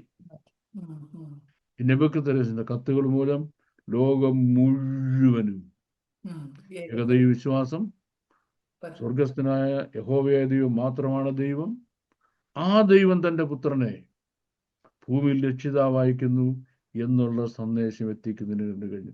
അതിനാണ് ഇവര് ബാബിലോട്ട് പോകാൻ ഇടയാക്കിയത്. അപ്പൊ ഇവര് ഇവിടെ നിൽക്കണം, ബാബിലോണിൽ നിൽക്കണം. എത്ര നാൾ? ദൈവം നിശ്ചയിക്കുന്നവരെ നിൽക്കണം, അല്ലേ? അത്രയും ക്ലിയർ ആയല്ലോ. അപ്പൊ ഇവര് ആ മുന്തിരിവള്ളി എന്ന ഫലം, അവരുടെ വചനപരിജ്ഞാനം, അവരുടെ സ്പിരിച്വാലിറ്റി ലോകം മുഴുവൻ എത്തിക്കണമെങ്കിൽ ഇവർ ആരുടെ കീഴിൽ നിൽക്കണം? ബാബിലോണിന്റെ കീഴിൽ നിൽക്കണം. അങ്ങനെ ഇരിക്കുന്ന സമയത്ത് മിനിമം വായിച്ചാട്ട്. അത് വളർന്നു പൊക്കം കുറഞ്ഞ് പടരുന്ന മുന്തിരിവള്ളിയായി തീർന്നു. അതിന്റെ വള്ളി അവങ്കിലേക്ക് തിരിയേണ്ടതും അതിന്റെ വേർ അവന് കീഴ്പ്പെടേണ്ടതും ആയിരുന്നു. അപ്പൊ അതിന്റെ വള്ളി അവങ്കിലേക്ക് തിരിയേണ്ടതും അതിന്റെ വേർ അവന് കീഴ്പ്പെടേണ്ടതെന്ന് പറഞ്ഞാൽ Israel should have been completely under the domain of the Babylonian rule. ഇനി ബാക്കി വായിച്ചാട്ടാ. ഇങ്ങനെ അത് മുന്തിരിവള്ളിയായി കൊമ്പുകളെ പുറപ്പെടുവിക്കുകയും ചില്ലുകളെ നീട്ടുകയും ചെയ്തു. എന്നാൽ വലിയ ചിറകും വളരെ പപ്പും ഉള്ള മറ്റൊരു വലിയ കഴുകൻ ഉണ്ടായിരുന്നു. അവൻ അത് നനയ്ക്കേണ്ടതിന് ആ മുന്തിരിവള്ളി തന്റെ തടത്തിൽ നിന്ന് വേരുകളെ അവങ്കിലേക്ക് തിരിച്ച് കൊമ്പുകളെ അവങ്കിലേക്ക് നീട്ടി. കമോൺ. എന്നാൽ വലിയ ചിറകും വളരെ പപ്പുമുള്ള വേറൊരു കഴുകൻ ഉണ്ടായിരുന്നു. ഇതിപ്പോ നമ്മൾ ഇവിടുന്ന് വായിച്ചാൽ നമുക്ക് യാതൊരു പിടിയും കിടത്തുന്ന ഈ കഴുകൻ ആരാന്ന്. പക്ഷെങ്കിൽ ഈ വായിച്ച ഇസ്രായേൽ മക്കൾക്ക് എല്ലാവർക്കും മനസ്സിലായി ഈ കഴുകൻ ആരാന്ന്. ആരെന്നറിയാമോ? ഈ കഴുകൻ മിസ്രയീമിന്റെ ചക്രവർത്തിയായ ഫറവോനായിരുന്നു. ഫറവോൻ എന്ത് ചെയ്തു? ഇത്രയും കക്ഷികൾ അവിടെ കിടക്കുന്നു, നമുക്കൊരു കാര്യം ചെയ്യാം, അവരുമായിട്ടൊരു ചങ്ങാത്തം കൂട്ടാം. ഈ ചങ്ങാത്തം കൂട്ടിയാൽ എന്തോ ചെയ്യാം? അവരെ ഇങ്ങോട്ട് ആകർഷിക്കാം. ഇങ്ങോട്ട് ആകർഷിച്ചാൽ നമുക്ക് അവരോട് എന്ത് പറയാം? നിങ്ങൾ അവിടെ അടിമകളല്ലായിരുന്നോ, ഞാൻ നിങ്ങൾക്ക് സ്വാതന്ത്ര്യം തരാം, ഇങ്ങോട്ടിങ്ങ് പോരെ, ഇങ്ങോട്ടിങ്ങ് പോരെ. എന്തിനാ ഇങ്ങോട്ടിങ്ങ് പോരാൻ പറയുന്നത്? അത്രയും വർക്ക് ഫോഴ്സ് അയാൾക്ക് കിട്ടും, അല്ലേ? പക്ഷെങ്കിൽ അതിൻ്റെ രണ്ട് പ്രോബ്ലം ഉണ്ട്. ഒന്നാമതിൻ്റെ പ്രത്യേകത പറയാം. ആ രണ്ടാമത്തെ കഴുകന് ഈ മൾട്ടി കളേർഡ് ഫെതേഴ്സ് ഇല്ല. മൾട്ടി കളേർഡ് ഫെതേഴ്സ് ഇല്ലെന്ന് പറഞ്ഞാൽ അവന്റെ കീഴിൽ ഒരുപാട് രാജ്യങ്ങളും ഭാഷക്കാരും വംശക്കാരും ജാതികളും മതവിശ്വാസികളും ഇല്ല. അവന്റെ കീഴിൽ ഒറ്റ കൂട്ടരേ ഉള്ളൂ. അവന്റെ കീഴിൽ മിസ്രയീമിന്റെ ദൈവം മാത്രമേ ഉള്ളൂ. മിസ്രയീമിന്റെ ദൈവം എന്ന് പറയുന്നത് സർപ്പമാ. സർപ്പം ആർക്കെതിരാ? സ്വർഗസ്ഥനായ ദൈവത്തിനെതിരാ. അവരെ വീണ്ടും അവിടെ കൊണ്ടുപോകണം. അവിടെ കൊണ്ടുവന്നിട്ട് ആരെ സ്വാധീനിച്ചു? ചരിത്രത്തിൽ സിദക്കിയാവിനെ സ്വാധീനിച്ചു. സിദക്കിയാവിനെ സ്വാധീനിച്ചപ്പോൾ സംഭവിക്കുന്ന എന്താ?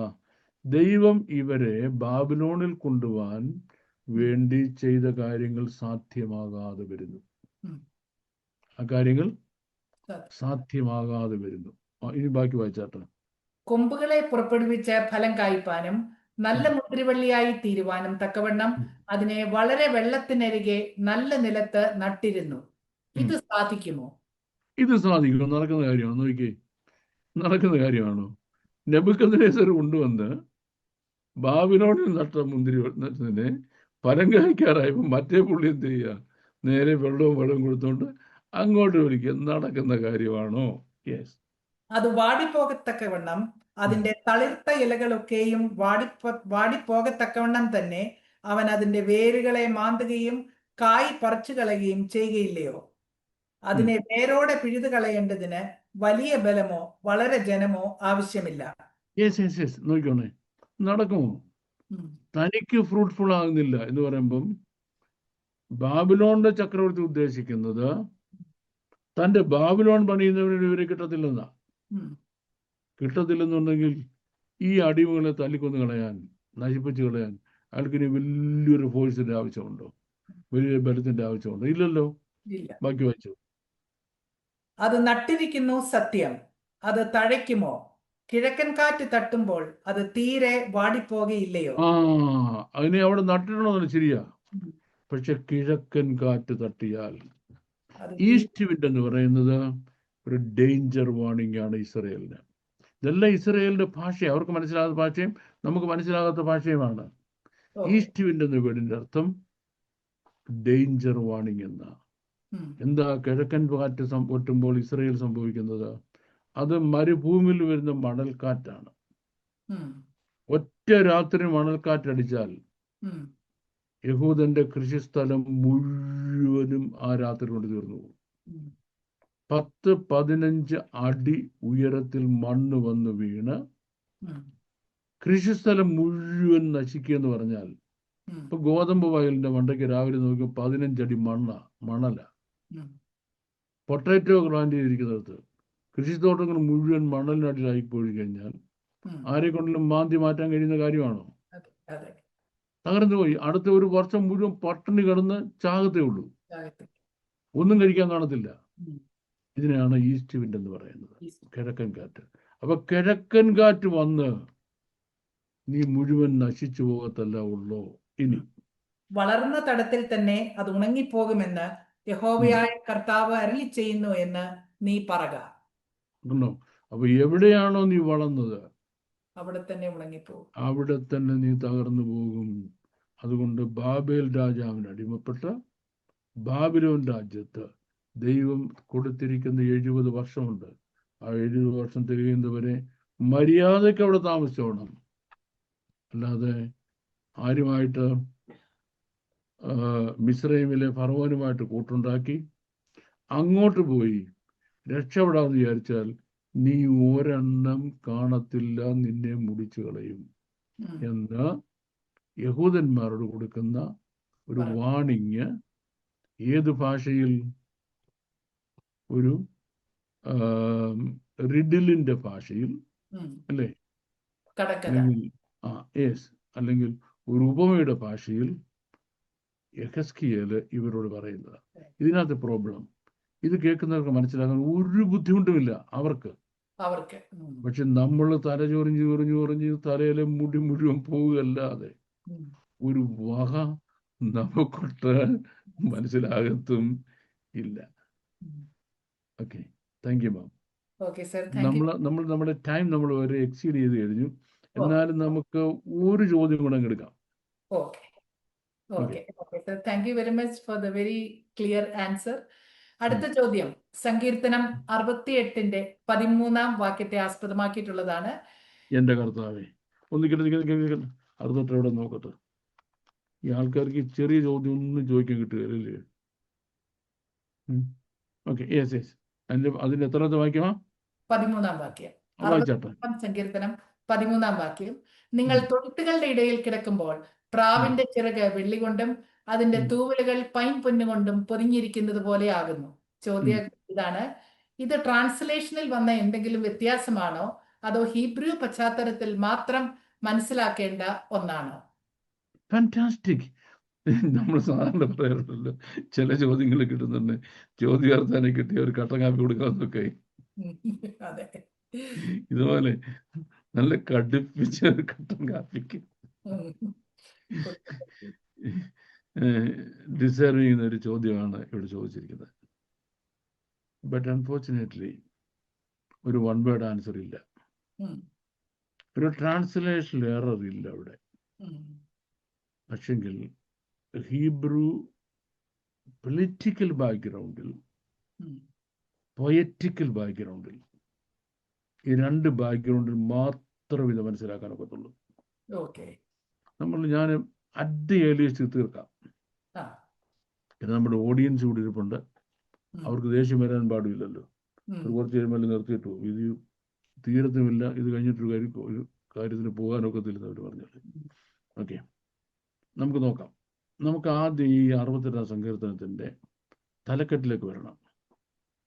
സംഗീത പ്രമാണിക്ക് ദാവീദിൻ്റെ ഒരു സങ്കീർത്തനം, ഒരു ഗീതം. ദാവീദിൻ്റെ ഒരു സങ്കീർത്തനം, ഒരു ഗീതം എന്ന് പറയുമ്പോൾ നമ്മൾ സ്വാഭാവികമായിട്ട് എന്തോ മനസ്സിലാക്കേണ്ടത്?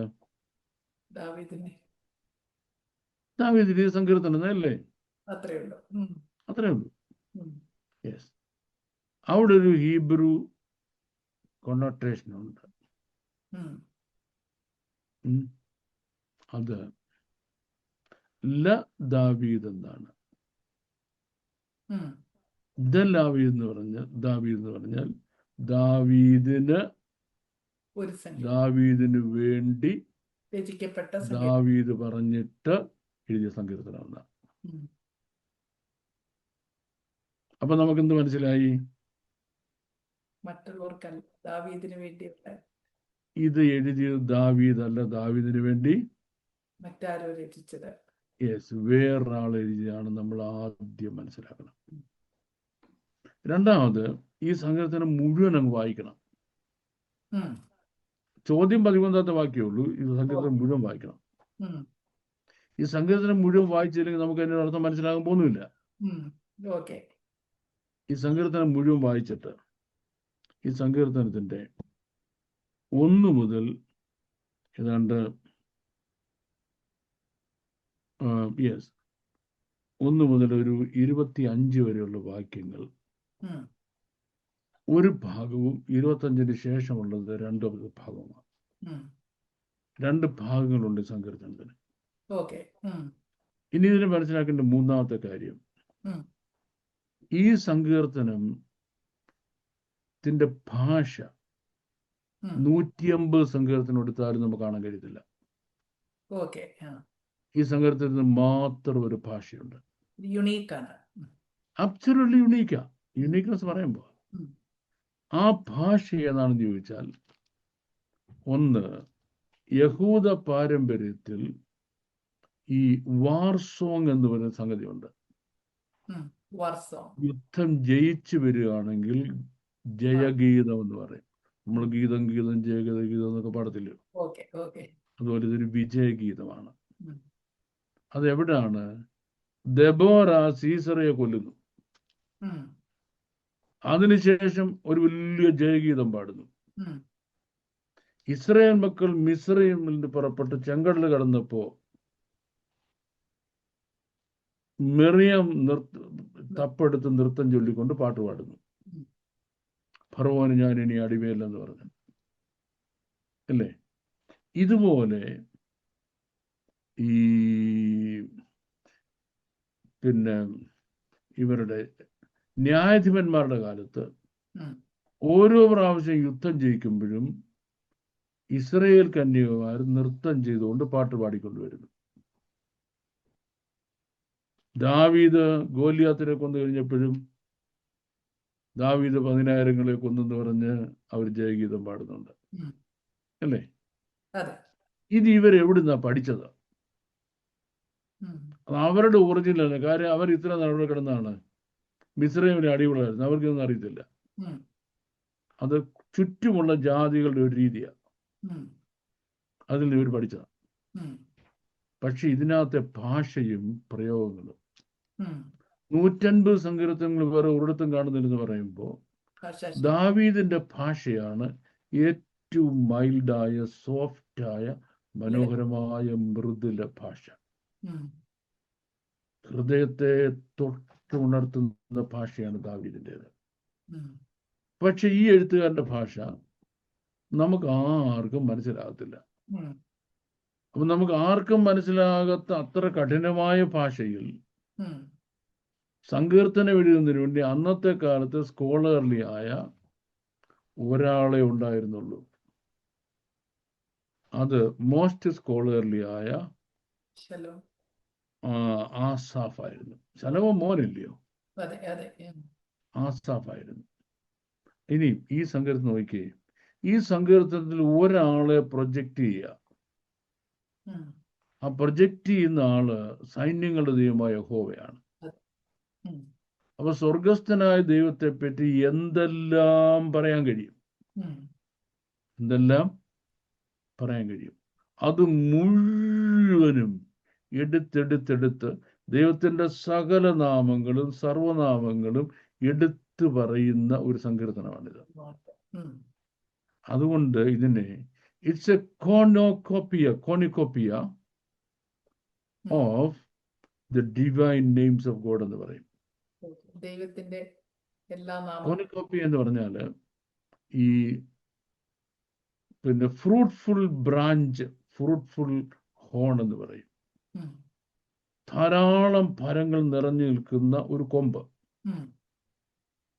ധാരാളം ഫലങ്ങൾ നിറഞ്ഞു നിൽക്കുന്ന ഒരു കൊമ്പ്, കോർണിയോകോപ്പിയ. അപ്പൊ ദൈവത്തിന്റെ പേരുകൾ മുഴുവനും വിസ്തരിച്ചിരിക്കുന്ന ഒരു സങ്കീർത്തനം ഉണ്ടെങ്കിൽ അത് ഇതാ. എത്ര പ്രാവശ്യം? 23 പ്രാവശ്യമാണ് ദൈവത്തിന്റെ പേരുകൾ എടുത്തെടുത്തെടുത്തെടുത്ത് ഈ സങ്കീർത്തനം പറഞ്ഞിരിക്കുന്നത്. വേറെ ഒരു സങ്കീർത്തനം പറഞ്ഞിട്ടില്ലാത്ത 13 പദപ്രയോഗങ്ങൾ ഈ സങ്കീർത്തനത്തിലുണ്ട്. 150 സങ്കീർത്തനം എടുത്താലും വേറെ ഒരു സങ്കീർത്തനം ഈ പദപ്രയോഗങ്ങളില്ല. ഇത്രയും നമ്മൾ ആദ്യം നമ്മുടെ മനസ്സിൽ കാണണം. കണ്ടിട്ട് നമ്മൾ ഈ സങ്കീർത്തനത്തിലേക്ക് വരാം. What should be the background against which it is written? ദാവീദ് ഭരണം തുടങ്ങുന്ന ഉടനെ ഒരു വലിയ പ്രോബ്ലം എന്ന് പറയുന്നത് ഈ ദൈവത്തിന്റെ പെട്ടകം ഫിലിസ്തീനിൽ ഇരിക്കുകയാണ്. പെട്ടകം പിടിക്കപ്പെട്ടു പോയ കാലമാണ്. പെട്ടകവുമായിട്ട് ദാവീദ് വരുന്നു, പോയി പിടിച്ചുകൊണ്ട് വരുന്നു. പക്ഷെ അത് ദാവീദിന് നഗരത്തിൽ കൊണ്ടുവരാൻ കഴിയുന്നില്ല. അതിനുശേഷം ദാവീദ് ഒരുക്കത്തോടെ പോയി ന്യായപ്രമാണ പ്രകാരം പുരോഹിതന്മാരുടെ തോളിൽ പെട്ടകം വഹിച്ചുകൊണ്ട് വരികയാണ്. ഇത് ഭയങ്കര ഒരു സെലിബ്രേഷൻ ആയിരുന്നു ഇസ്രായേലില്. ഇസ്രായേൽ എന്ന് പറയുമ്പോ ഈ പിന്നെ യെരുശലേം കണ്ട വൺ ഓഫ് ദ ലാർജസ്റ്റ് സെലിബ്രേഷനാ. അപ്പൊ നമ്മള് ഈ പിന്നെ ഈ ചരിത്ര പുസ്തകം വായിക്കുന്നുണ്ടേ, അവിടെ സെലിബ്രേഷൻ തീർന്നു അല്ലേ? പിന്നെ മീകളുമായിട്ട് പോയി വഴക്കുണ്ടാക്കുന്ന കാര്യമുള്ളൂ. But the celebration doesn't stop there. ഈ സെലിബ്രേഷൻ കണ്ടിന്യൂ ചെയ്യാണ്. ഈ സെലിബ്രേഷൻ കണ്ടിന്യൂ ചെയ്യുന്നതിന് വേണ്ടി ഒരു നല്ല പാട്ട് വേണം. കാര്യം നൃത്തം ചെയ്യാൻ പാട്ട് വേണമല്ലോ. നേരെ പോയി ആസാഫിനോട് പറഞ്ഞു, write one of the best ever possible war songs. Okay, അപ്പം ആസാഫ് ചോദിച്ചു എന്തായിരിക്കണം അതിന്റെ തീം? 2 തീം ഉണ്ടായിരിക്കണം. Theme 1, how great our God is, what a victorious God over the whole world. ലോകം മുഴുവനും പിടിച്ചടക്കുന്ന യുദ്ധവീരനായ സൈന്യങ്ങളുടെ ദൈവമായ യഹോവ. ആ ദൈവത്തിന്റെ വിക്ടറി ആയിരിക്കണം. The victory of the Lord should be the main theme of the song. രണ്ടാമത്തെ കാര്യം കൊണ്ട് തീർന്നില്ല. വിക്ടറി ഉണ്ടായെന്ന് മാത്രം വേണ്ട കാര്യമില്ല. What is the effect of the victory over the children of God? ഈ ദൈവം ഇത്രയും വിക്ടോറിയസ് ആകുമ്പോൾ അത് ദൈവക്കളെ എങ്ങനെ ബാധിക്കുന്നു എന്ന കാര്യം കൂടെ എഴുതണം. ഓക്കെ, ഈ രണ്ടും കൂടെ കമ്പൈൽ ചെയ്തുകൊണ്ട് ഒരൊറ്റ പാട്ട് ഇദ്ദേഹം എഴുതി. എനിക്ക് തോന്നുന്നു ആസാഫിന്റെ ജീവിതത്തിൽ ഇതുപോലൊരു സാധനം എഴുതി കാണത്തില്ലെന്ന്. നമുക്ക് വേണം എങ്ങനെ പറയാന്നറിയാമോ? അന്നത്തെ കാലത്ത് ശശി തരൂരായിരുന്നു ആസാഫ് എന്ന് പറയാം.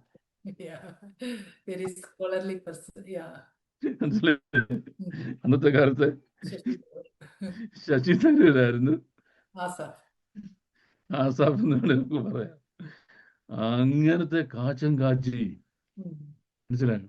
അപ്പൊ ഇങ്ങനെ പറഞ്ഞു വന്നപ്പോ സൈന്യങ്ങളുടെ ദൈവമായ യഹോവ യുദ്ധവീരനായി ഇറങ്ങി വരുമ്പോ സംഭവിക്കുന്നത്, രാജാക്കന്മാർ കൂട്ടം കൂടി. സംഘത്തെ ഇങ്ങനെ വായിച്ചു പറഞ്ഞു കേട്ടോ. എനിക്ക് ഇതെല്ലാം എടുത്തെടുത്ത് ഓരോ വാക്യവും വായിച്ച് പറയണമെന്ന് എനിക്ക് ആഗ്രഹം. പക്ഷെ നമുക്കിപ്പോ സമയമില്ലല്ലോ, ഉണ്ടെന്ന് കാച്ചി പെട്ടെന്ന് തീർത്ത് വിടാം. അപ്പം രാജാക്കന്മാർ കൂട്ടം കൂടി. രാജാക്കന്മാർ കൂട്ടം കൂടി ഒന്ന് എന്തെന്നറിയാമോ? യുദ്ധവീരനായ സൈന്യങ്ങളുടെ ദൈവമായ യഹോവ അവിടെ പ്രത്യക്ഷപ്പെട്ടു. ഇവര് ഭയപ്പെട്ടു. ഇപ്പൊ രാജാക്കന്മാർ യുദ്ധത്തിന് ഒരുപാട് വെൽത്തുമായിട്ട് വരുന്നു. കാര്യം നാട്ടിലിട്ടിട്ട് പോയാൽ വല്ലവരും എടുത്തോണ്ട് പോകത്തില്ലയോ? അവരുടെ വെൽത്തെല്ലാം പൊക്കി പിടിച്ചോണ്ടാ വരുന്നത്. നിങ്ങൾ എന്ത് ചെയ്തു? ദൈവത്തെ കണ്ട് പേടിച്ചു. പേടിച്ചിട്ട് എന്ത് ചെയ്തു?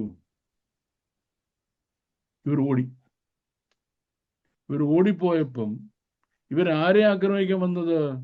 ദൈവമക്കളെ ആക്രമിക്കാൻ വന്നതാ. അപ്പൊ ദൈവമക്കൾ എന്ത് ചെയ്തു? ഇവര് കൊണ്ടുവന്ന് ഈ വെൽത്ത് ഉണ്ടല്ലോ, അത് മുഴുവൻ കൊള്ളയായിട്ട് ഇങ്ങെടുത്തു.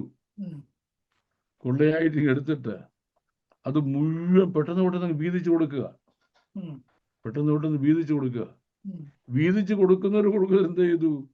അതാത് അവരവരുടെ വീട്ടിൽ കൊണ്ട് കൊടുക്കുക. ശ്രദ്ധിച്ചിട്ടുണ്ടോണേ? വീട്ടിൽ കൊണ്ട് കൊടുത്തിട്ട് എന്ത് ചെയ്യുന്നറിയോ? വീണ്ടും ബാറ്റിൽ ഫീൽഡിൽ വരിക. ആലോചിച്ച് നോക്കി. രാവിലെ ബാറ്റിൽ ഫീൽഡിൽ ചെന്നു, ഒരു ഉച്ച വരെ കഴിഞ്ഞപ്പോഴത്തേക്ക് ഒരുപാട് കിട്ടി. എല്ലാം കൂടെ വീട്ടിൽ കൊണ്ടുവന്ന് കൊടുത്തിട്ട് പുള്ളി എന്ത് ചെയ്യാണ്? അവിടെ എന്തെങ്കിലും ഇച്ചിരി കഞ്ഞിയൊക്കെ മേടിച്ച് കുടിച്ചിട്ട് വീണ്ടും പോവുകയാണ്. വീണ്ടും കൊണ്ടുവരിക. അപ്പൊ വീട്ടിലിരിക്കുന്ന ഭാര്യമാരെന്ത് ചെയ്യാണ്? കവർച്ച പങ്കിടുകയാണ്. മനസ്സിലായോ? സൈന്യങ്ങൾ രാജാക്കന്മാർ ഓടുന്നു. 12ാമത്തെ വാക്യം. വീട്ടിൽ പാർക്കുന്നവർ കവർച്ച പങ്കിടുന്നു. അത് മനസ്സിലായോ? ഇനി നിങ്ങൾ തൊഴുത്തുകളുടെ ഇടയിൽ കിടക്കുമ്പോൾ പ്രാവിന്റെ ചിറക് വെള്ളി കൊണ്ടും അതിന്റെ തൂവലുകൾ പൈൻ പൊന്നുകൊണ്ടും പൊന്നിരിക്കുന്ന പോലെ ആകുന്നു. നിങ്ങൾ തൊഴുത്തുകളുടെ ഇടയിൽ കിടക്കുമ്പോൾ, that means when you are at your own house. ഈ കിട്ടിയിരിക്കുന്ന സാധനങ്ങളൊക്കെ ഉണ്ടല്ലോ, കർത്താവേ, നല്ല മാല, മോതിരം, ഈ ചെവി തൂക്കുന്നത്, കരുത്തുകൊള്ളുന്നത്, ഇതെല്ലാം കൂടെ ഇട്ട് ഇസ്രായേലിലെ പെണ്ണുങ്ങൾ അങ്ങനെ നല്ല തിളങ്ങി നിൽക്കുക. ഏതുപോലെ കാണുന്നു?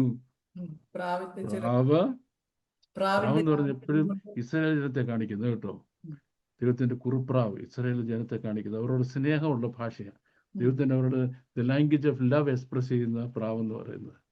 അപ്പൊ മൾട്ടി കളേർഡ് ഫെദേഴ്സ് ഉള്ള ഒരു പ്രാവ് ഇങ്ങനെ ഇരിക്കുന്നു. അതുപോലെയാണ് ഇപ്പൊ ആരെ കാണുന്നത്? ഇസ്രായേലിലെ സഹോദരിമാരെ കാണുന്നത്. സർവശക്തനവിടെ രാജാക്കന്മാരെ ചിതറിച്ചു. ഉണ്ടോ? സർവശക്തനവിടെ രാജാക്കന്മാരെ ചിതറിച്ചപ്പോ ഇസ്രായേലിലെ സഹോദരിമാർ പെണ്ണുങ്ങൾക്ക് പറ്റിയ സംഗതി എന്താ? എല്ലാം നല്ല സുന്ദരിമാരായെന്ന്. കാണുന്ന ആഭരണങ്ങളെല്ലാം ഇവിടുത്തെ അവിടെ ഇവിടെ ഇട്ട് നല്ല കുണുങ്ങി നിൽക്കുകയാണ്. റൈറ്റ്? ദൈവം വരുത്തിയ വലിയ വിക്ടറി. വാസ്തവത്തിൽ ഞാൻ ഇതിന് പറയാനുള്ളത് എൻ്റെ ഒരു 10% പറഞ്ഞിട്ടുള്ളൂ. ആൻസറിന്റെ പറയേണ്ട ആൻസറിന്റെ 10% തീർന്നിട്ടുള്ളൂ. പിന്നെ ദൈവം സഹായിച്ച് നമ്മുടെ സിസ്റ്റമാറ്റിക് ബൈബിൾ സ്റ്റഡി ഉണ്ടല്ലോ. സിസ്റ്റമാറ്റിക് ബൈബിൾ സ്റ്റഡിയിൽ ഇതൊക്കെ കവർ ചെയ്ത് നമ്മൾ ക്ലാസ് എടുക്കും. അപ്പൊ എൻ്റെ ബാക്കി മുഴുവൻ ഡീറ്റെയിൽസ് നമുക്ക് അവിടെ വെച്ച് പറയാമെന്ന് വിശ്വസിക്കുന്നു. എനിക്ക് തോന്നുന്നു എൻ്റെ ടൈം ലിമിറ്റ് എല്ലാം ക്രോസ് ചെയ്തു പോയി. Okay, thank you very much, sir, for the very clear answers. Now over to Pastor KT Rajan. KT Rajan Pastor ഒന്ന് പ്രാർത്ഥിച്ച് കൺക്ലൂഡ് ചെയ്താൽ വളരെ അനുഗ്രഹമായിരുന്നു. Thank you very much. അനുഗ്രഹിക്കപ്പെട്ട ഒരു സെഷൻ കൂടി സ്വർഗത്തിലെ ദൈവം നമുക്ക് തന്നു. 100ാമത്തെ എപ്പിസോഡ് ഇത്ര മനോഹരമായ രീതിയിൽ ചോദിച്ച ചോദ്യങ്ങൾക്ക് മറുപടിയായി സ്വർഗത്തിലെ ദൈവത്തിൻ്റെ അരുളിപ്പാടുകൾ അല്ലെങ്കിൽ തിരുവചനത്തിൻ്റെ സത്യം വെളിപ്പെടുത്തുവാൻ സ്വർഗത്തിലെ ദൈവം, കരുണാസമ്പന്നായ ദൈവം ബാബുസാറിനെയും കൂട്ടത്തിലെ ചോദ്യങ്ങൾ ചോദിച്ച് റെസ്പോൺസ് ചെയ്യുവാൻ ഡോക്ടർ ഗ്ലാഡീസ് മാത്യൂസിനെയും സഹായിച്ചു. നമുക്ക് കണ്ണുകൾ അടയ്ക്കാം, നമുക്ക് ദൈവസന്നിധിയിൽ താഴാം, കർത്താവിന് നന്ദി പറയാം. ഞങ്ങളെ അതിവാത്സല്യമായി സ്നേഹിക്കുന്ന ഞങ്ങളുടെ സ്വർഗീയ നല്ല പിതാവാം ദൈവമേ, ഈ സന്ധ്യാസമയത്ത് തിരുസന്നിധിയിലേക്ക് ഒരിക്കൽ കൂടി അടിയങ്ങൾ കടന്നു വരുന്നു. അങ്ങയുടെ പുത്രനും ഞങ്ങളുടെ വീണ്ടെടുപ്പുകാരനുമായ ഞങ്ങളുടെ ക്രിസ്തു യേശുവിന്റെ നാമത്തിൽ അടിയങ്ങൾക്ക് അങ്ങയുടെ മുൻപാകെ വരുവാൻ, ഞങ്ങളുടെ ആവശ്യങ്ങൾ അറിയിക്കുവാൻ സ്വർഗം ഞങ്ങൾക്ക് അവകാശം തന്നിട്ടുണ്ടല്ലോ. ഇന്നും ഞങ്ങൾക്ക് തിരുസന്നിധിയിൽ ഇരുന്ന് ആഴമായ ദൈവവചന സത്യങ്ങൾ മനസ്സിലാക്കുവാൻ, പഠിക്കുവാൻ ഇങ്ങനെ ഒരു അവസരം അങ്ങ് തന്നതിനായി നന്ദി നിറഞ്ഞ ഹൃദയത്തോടെ സ്തോത്രം ചെയ്യുന്നു. അങ്ങയുടെ വിലയേറിയ ദാസൻ ബാബു സാറിനെയും ഞങ്ങളെ ഓരോരുത്തരെയും തിരക്തത്താൽ അങ്ങ് പൊതിഞ്ഞ് വരും കാലങ്ങളിൽ അതിശക്തമായി കേരളക്കരയിൽ ഉപയോഗിക്കുവാൻ സ്വർഗം സഹായിക്കണേ, അതിന് ഇടവരുത്തുമാറാകണേ എന്ന് പ്രാർത്ഥിക്കുന്നു. ഇതുവരെയും അങ്ങ് ഞങ്ങളോടൊപ്പം ഉണ്ടായിരുന്നു. ഞങ്ങൾ പറഞ്ഞ ഓരോ കാര്യങ്ങളും, അങ്ങയുടെ ദാസന്മാർ ചർച്ച ചെയ്ത ഓരോ കാര്യങ്ങളും അങ്ങ് ശ്രദ്ധ വെച്ച് കേട്ടു. ഞങ്ങളെ അനുഗ്രഹിച്ചു, ഞങ്ങളുടെ ബുദ്ധിയെ വികസിപ്പിച്ചു, ഞങ്ങൾക്ക് മനസ്സിലാക്കുവാനുള്ള കൃപ തന്നു. എല്ലാത്തിനുമായി നന്ദി നിറഞ്ഞ ഹൃദയത്തോടെ സ്തോത്രം ചെയ്യുന്നു.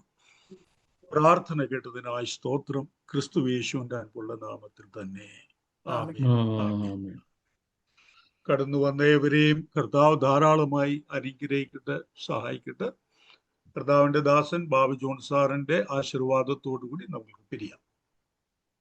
പിതാവായ ദൈവത്തിന്റെ സ്നേഹവും പുത്രനായ യേശു ക്രിസ്തുവിന്റെ കൃപയും ആശ്വസിപ്പിച്ച് വഴി നടന്ന പരിശുദ്ധാത്മാവിൻ കൂട്ടായ്മയും സംസർഗവും നാം എല്ലാവരോടും കൂടി ഇപ്പോഴും എപ്പോഴും ഉണ്ടായിരിക്കുമാറാകട്ടെ. ആമേൻ. Amen. Thank you. Thank you everybody very much. May the Lord bless you abundantly, exceedingly. Thank you. Bye.